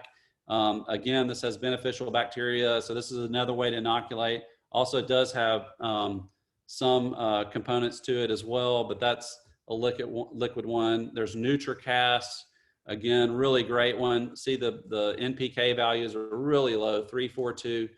This is one, all of these we've started using a bit more and really like. and they tell you the rates. And then there's another one. This product really, again, has the micronutrients. So you have your macros, but you also want to look at your micros. So you want to do a test and send it to your extension office just to see where your nutrient levels are, and that's your macros and your micros. And they'll tell you want to make sure that you put it for like that it's for a buffalo grass sod or something. You don't do it for tomatoes, because then they're going to tell you, oh, you do need triple 13 or something. You want to do it, make sure that it's clearly for a pocket prairie or say native turf grass or buffalo grass, usually, because that comes inside. But that'll tell you what you might want to get up to those critical levels, but you don't have to kill yourself to do that, because again, these evolved in nutrient poor conditions, and it's something that's really holistic and helping. There's also MicroLife, which is a great granular one that I like to put out. It has some of the inoculants in there as well, and it's pretty easy. It's made here in Texas. And then also, because we can't have the wildfires going through all the time, there are biochars. Some people say it works, some people doesn't. This product's out of Seattle, I believe, or Washington at least. But I like to add, because that is the one thing that I believe is component to the soil health, is to get some of that charcoal-like material back in the soil. It's a carbon source. It does a lot of work for the microbes, and it just really adds a big value. And so I don't think it's something you need to do all the time, but when I'm starting to put one in, I do like to add biochar into some of these projects, because you would have had that with the wildfires coming through, adding this other carbon source of charcoal. So seeding the windows, pretty straightforward for the most part, though you can mix it up. You don't have to be religious about it, but if you really want to do forbs, you're doing your wildflowers, you want to do those in fall. So what do we mean in fall? It depends on where you're in Texas, but here in Austin, we say October. September is the new August, so we don't have that option anymore. And we usually do October to mid-November. We have projects that push past that, and we'll sort of, be able to bend. You can see if it's your property and you're doing a small thing, well, then you can experiment a little bit more, free. That's the wonderful thing about pocket prairies. They're disturbance-driven ecologies, and you can be rough as all get out with them. You need to be the buffalo, get up there, move stuff around, tear it up. You don't like it here, do it over here. No, I like it over here. It doesn't matter. It's going to thrive on that. So you can try and experiment. But when you first start out, it will help you. You'll get really good results if you can do these windows. The grasses and annuals you can do in the spring. And so that's March-ish to, could be May. Could be June if we've got a mild year. You've just got to really read what the climate's doing, the weather's doing. Why grasses in the spring? Well, we really want them to get a full growing season to get those roots down before they go dormant. You can do them, if worst case scenario, if you have to do them in the fall, you can. You just might not have as much success. Some of the seed suppliers that I like to use, there's Bamert seed, Douglas King seed or DK seed, Native American seed, Justin seed. Some of these sell non-native. So if you get a mix, make sure that they, you know what you're getting. Native American seed does only natives. So they're great. But when you try to source your seed, we try to keep it to a 250-mile radius. Why is that? Well,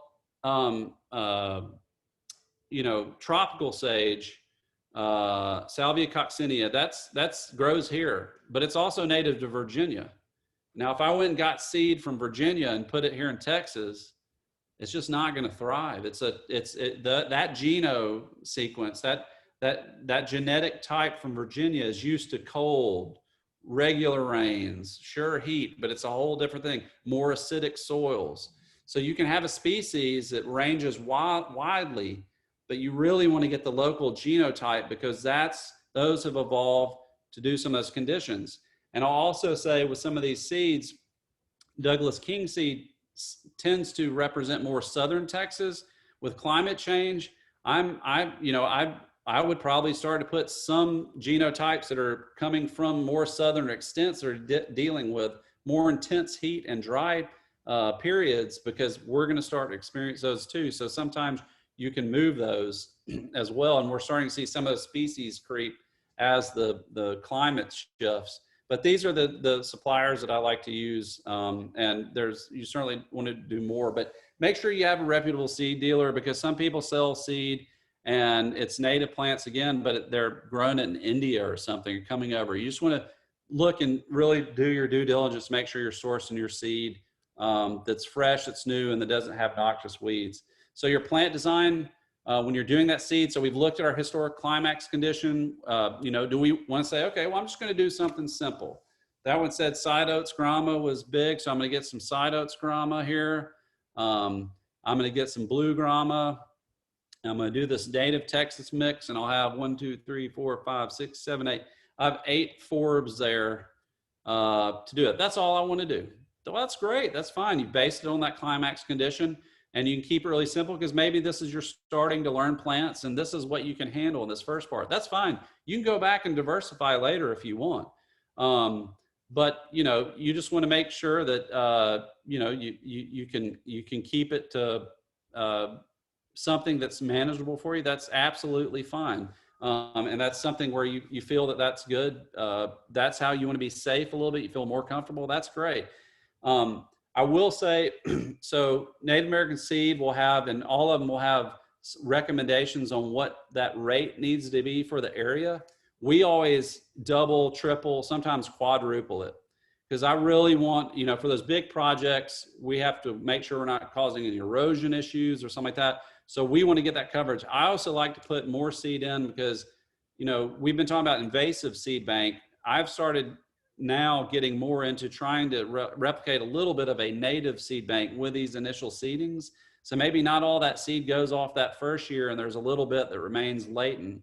And I've had some really good results. We did that with the Headwaters project, and it really saved us because the contractor did manage to screw up some stuff. So you look at double if you can, or triple if you want those rates, or you can do a diverse mix. Native American Seed again, and others have mixes where they have a whole slew of species. Look at the Blackland Prairie mix; has got quite a number. So good about your plants, and you think you can ID them, your invasives at least, then that's great. That's one you can go towards. So there's no right or wrong way. It's really what you feel. I would say if you're just learning stuff, you might want to start with a little bit more of a simple thing so that you can ID and really understand, because the maintenance, how you really maintain that area is going to be key. And here again, you can see some of the seed. This is me and my son's doing. I go out there and reseed each year. Not because it's highly intensive, but just because I like to try to get different things going on. Some of the species I'll put out in my soil, and they'll be there for a little bit and then they'll go away.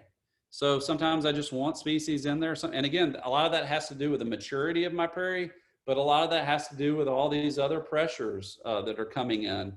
And my site's going to be its unique site. So I'm always adding and trying stuff. And I'm a plant nerd, so I like to do it. So, but again, you can see there's some of that seed out, some small stuff. This is a little area.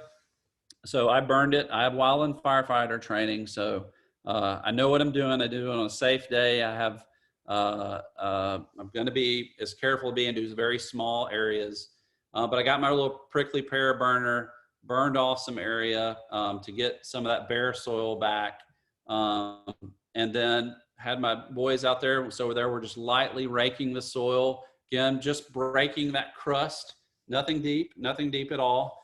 And then we're going to seed. So we've seeded all the seed that we got. And then I got a bunch of little blue stem containers I want to put out there, because that is what my historic climax condition would have really been dominated by little blue stem on my soil. So that's my goal, and what I've been working towards for a while is trying to get that little blue stem to really start to expand. I've been throwing a lot of it out there, and not all of it is taken. So it's taken time for those soils to catch up. For, again, prairies are trajectories, they're not interventions. So this was this year's seed mix that I got. And so I got some compass plant seed from the right. The only place I could source that was from Prairie Moon Nursery way up north. So that's what I got. I'm going to try it out. I do have some compass plant that I planted. I bought at the Wildflower Center plant sale that I put in, and that comes back every year. I've also did some of the Bee Happy mix from Native American Seeds, some lemon mint. So I'm just always continually looking and reacting to see what's going on. And really quickly, I want to talk about this as well. So when you open your site, once you've solarized or prepare your soils and you're ready to seed, well, don't open it up and then sit there and say, oh, I'll get to this weekend. No, I'll get next weekend. We're all busy. And of course the pandemic's going on and everything's crazy. But once you open that site up, it's an open wound, and Mother Nature abhors a vacuum. And she's going to try to stick something in there. It's probably going to be some of that stuff that you've worked so hard to eradicate, or maybe a new KR will blow in or something. But you also do have to worry about erosion. So if you have slopes and whatnot, you really want to make sure that you're doing this design layout in a way where you're not going to create a problem. Again, that seed will sprout pretty quickly once you get it back going. But you just want to, once you're ready to go, you're really ready to go. You're not holding off and waiting, because your vegetation is your most effective means of erosion control. So, we want to do what we can to get that thriving. And then, if you've got steep slopes, this is a project I worked on for an area. This person is on the Colorado River. They had actually the slope collapse on them. So we brought in some engineers. They put down some permanent matting and did soil nails, but they didn't want to see just plastic netting all day. So I came up with a way where we essentially got this coconut core fiber rolls that were 9-inch diameter. And then we put soils all behind them to create these shelves. And then we seeded and planted into that. And that will slowly fill over time. Again, you can see there's some temporary irrigation right up there, up at the front there, that went away after the first year. But if you've got steep slopes, beyond, maybe 3%, 2%, you might need to look at getting some fiber rolls or something like that placed perpendicular to slope, so you don't get any things running away while it is first done. And then again, irrigation specifications. So once you put your seed out, this is key. So you're trying to replicate a wet year. And like we said, you don't get to go look at beautiful wildflower displays every single year, because every year is not a wet year. And what we found is these plants really spread when we have these nice El Nino wet years. So you're going to try to replicate that with your seed. So once you've got your seed in, the first 10 days, you're going to keep that soil wet. So that might mean watering in the morning and the early afternoon. So the first 10 days, got to keep it wet. Next 3 weeks, you're going to give a nice, good soaking every other day for 3 weeks. And then the 2 weeks after that, you're going to give it a really nice, good soaking twice a week. And then after that, you're just going to see what the weather and the seasons throw at you. And if it's a normal year, you should be good to go. But if we get really hot and dry, then you might want to give it some love on that first year and keep it going. Again, remember to adapt the pace of nature. Her secret is patience. If this is a trajectory, I'll keep saying that, you're going to get your brown thumb. You're going to see some failure and whatnot. Some of that has nothing to do with you. Some of that has to be with, you've got highly urban soils, and it's just starting. It's in its infancy. What I liken to do pocket prairies is it's baking a cake, right? So if we get all those ingredients, so we get the flour, the sugar, the milk, the eggs, all that stuff, and mix it up, and then we put in a bowl. Is that a cake? No, we got to put it in the oven for some time and let it cook over time, and that's how we'll get there. And to show you that trajectory again, this is what my first director's place bought this, what he called a moonscape out in the hill country, precisely because it was overgrazed and he wanted to do a restoration. So here you can see in 99, this was the condition. He had just seeded it, got it. Here's a year after. So still kind of sparse. You can see it doesn't have any elaborate irrigation system. He has ye old hose and sprayer there, but it's pretty sparse. So the first year, if you're like, a number of people are like, oh, this failed, this is awful. Well, then the next year, starting to look a little bit better. We've got some silver blue stem popping up, and then we've got some trails there from the dog puppies. And so there's a next year. Look at that. Now we're starting to see little blue stem. You've got to see some Indian grass coming up. And the year after that, look, it's just getting thick as all get out, starting to go. So in between 5 years, a massive difference. And that was heavily abused soils and land. But it's the time you've got to take and be committed to. This is about stewardship.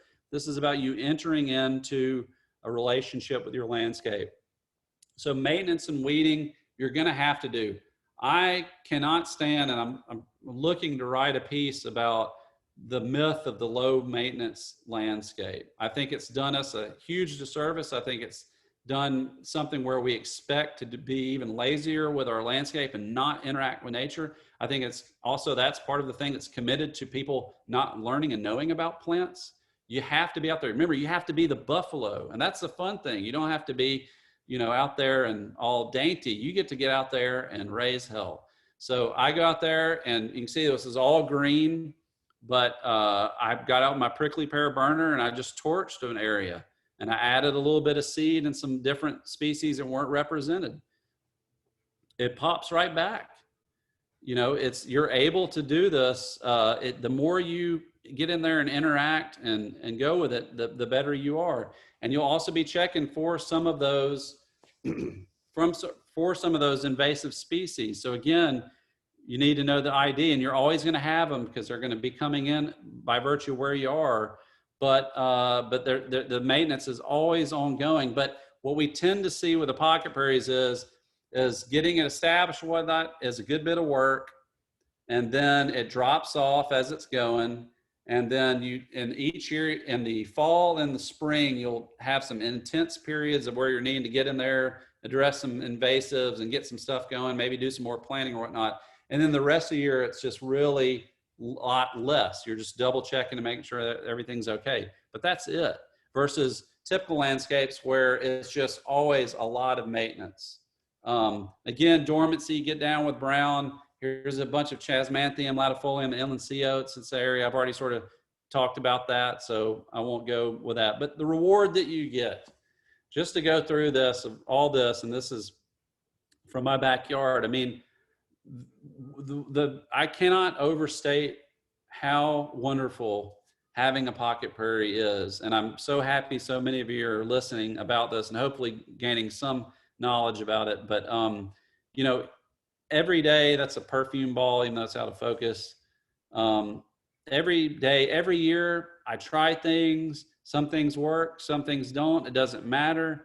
You just keep going at it. But to see all the life that it brings is really amazing. And for my children to get out there and look at all these species and they start to learn.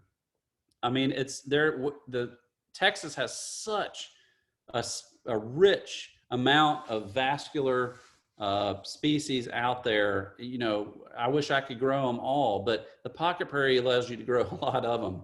And what you start to see is all these interactions, these other species that start coming around. Screech owl, my kids are constantly out there saying, oh, I found, what is this? You know, we get to go and look it up. What is this hornworm? What is this moth we're seeing? I mean, we get to really watch. You know, we're not doing something where the bison are coming back, but you know, you look at the data on the species decline and invertebrates, which are the drivers and the backbone of our ecosystems. You will have a veritable cornucopia of life back there. And you know, all of this really gets back to, again, of where do we choose to go forward from here? Are we going to create a relationship with the landscape and engage, or do we really want to make the choice of making an aesthetic that where we have little interaction as possible, and it's just something to look at? And I really think the former, again, there's all the data, the beneficial, the benefits for human health and well-being, psychological well-being, getting your hands dirty and then getting it in your mouth. You know, you inoculate yourself with bacteria that acts as antidepressants. I mean, it's really amazing. So I just wanted to thank you all for your time. I know this is probably a little bit long-winded, but I really appreciate y'all sitting there. And I really appreciate y'all being excited about pocket prairies, and I'm happy to talk for as long as y'all want. Thank you so much, John. So much of what you said really resonates in our current moment. And personally, you've inspired me and given me several mantras for my mindfulness. The one I'm going to choose for next week is be the bison. All right, we are running a little long, but we do have time for some questions. We still have a lot of participants, and John's agreed to stay with us. So I'll start those now. Let's see. Several people have asked about shade. You know, in Austin, we have such shady landscapes, and we noticed that all of your pocket prairies were in full sun. Is this possible in shade at all?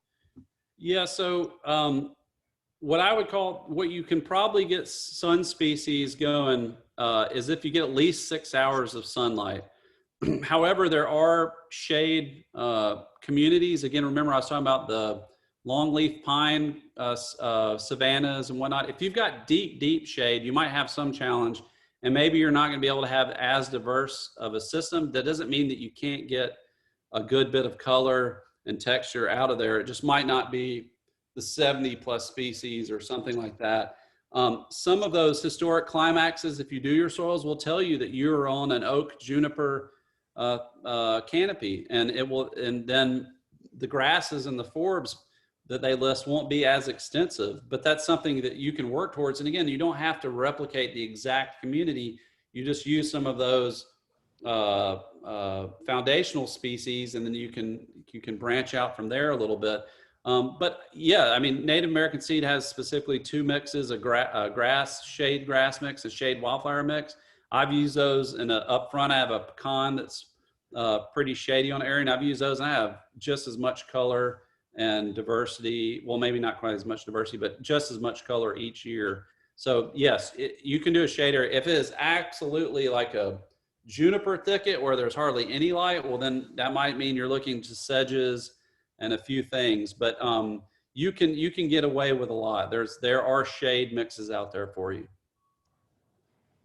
Thank you. Another question that I think many people will have is, if you have juniper trees on your lot, would it be best to remove all of them? You know, we hear about that all the time, and junipers get vilified. Yeah. What do you say to that? Well, I don't think it needs to be heavy-handed like that. I mean, that's what, when people ask about that, of course, from the allergies, and I got them too. You know, we tend to have a pendulum swing of, oh, well, then let's just eradicate them. They're native species. They're very important. They create nesting habitat for the golden cheek warbler, endangered species, and others. I think if you have an area where that's the only thing, then you can certainly edit. And I wouldn't advocate removing all of them, but there, you know, it might be something where, you know, if you're suffering from allergies, you would identify the males and cut those out. And then you could plan out your area and say, well, we want to have a little meadow here. And then you can cut those out too. And again, those are great. Those are they don't resprout.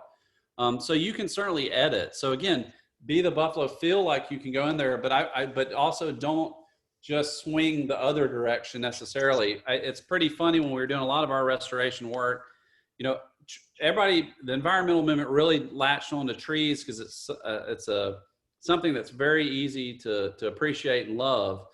But when we do a lot of stuff, if you'll see, we're really about grasslands, and that's what would have been the dominant condition for a large portion of Texas.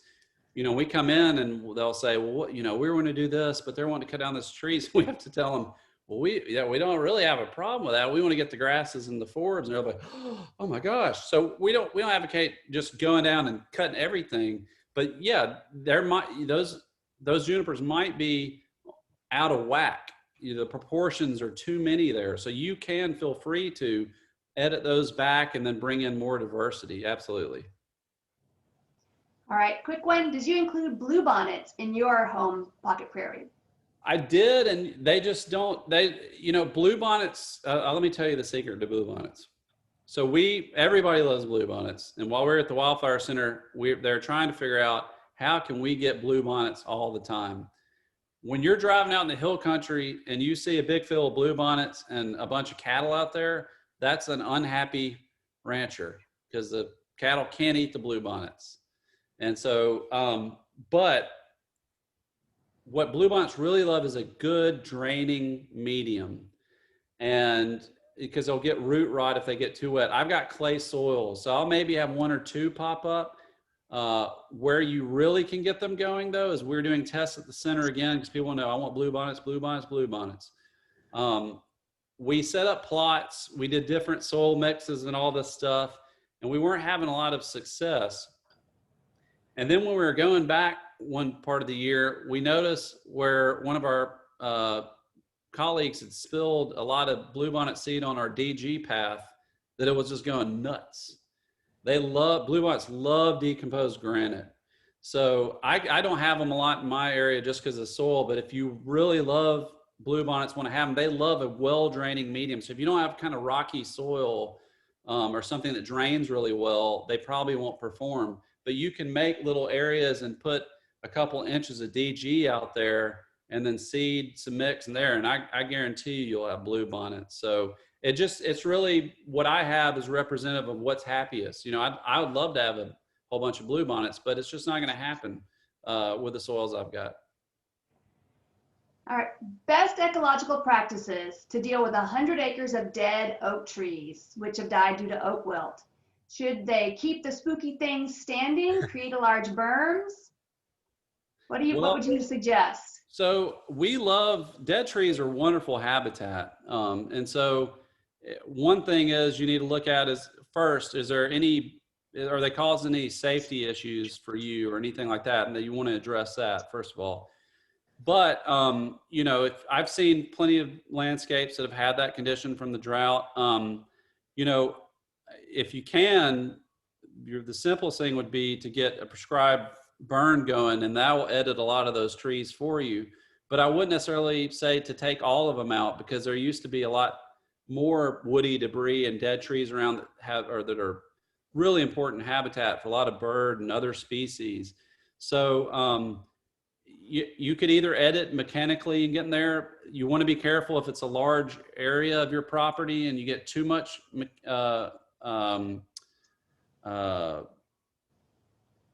heavy machinery out there because it can tear up your soils and compact your soils and all that.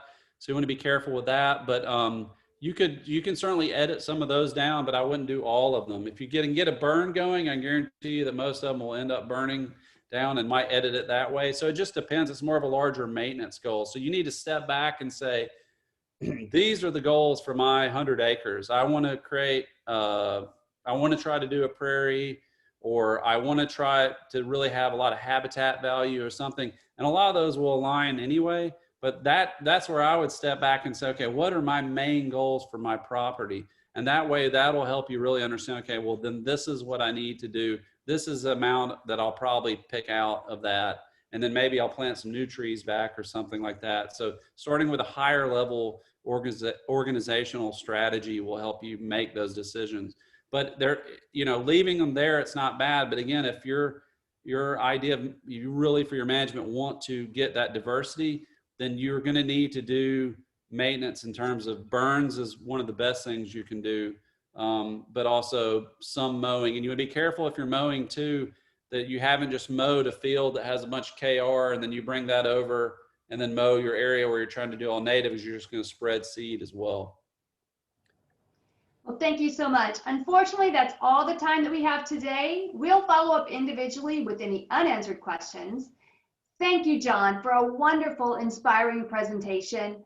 You really didn't pull any punches. You gave us the real truth, and I think that's very important for us to do. I appreciate you taking the time to share your expertise with us today. And thank you to our attendees for participating. Very soon, you'll receive a link to a short survey, and we'd really appreciate it if you'd fill that out. Your feedback will help to ensure that Extension can continue to offer these types of valuable programs in the future. All registrants will also be sent a link to access the recording of today's session, a list of resources for further study, along with information on how to contact our gardening helpline and how to subscribe to notifications for future seminars and our Drought to Deluge series as well as other AgriLife Extension programs on horticulture and gardening. And you can tune in to see more of John and myself on Austin PBS's Central Texas Gardener, which is also available on YouTube. Until next time, thank you for joining us and happy gardening.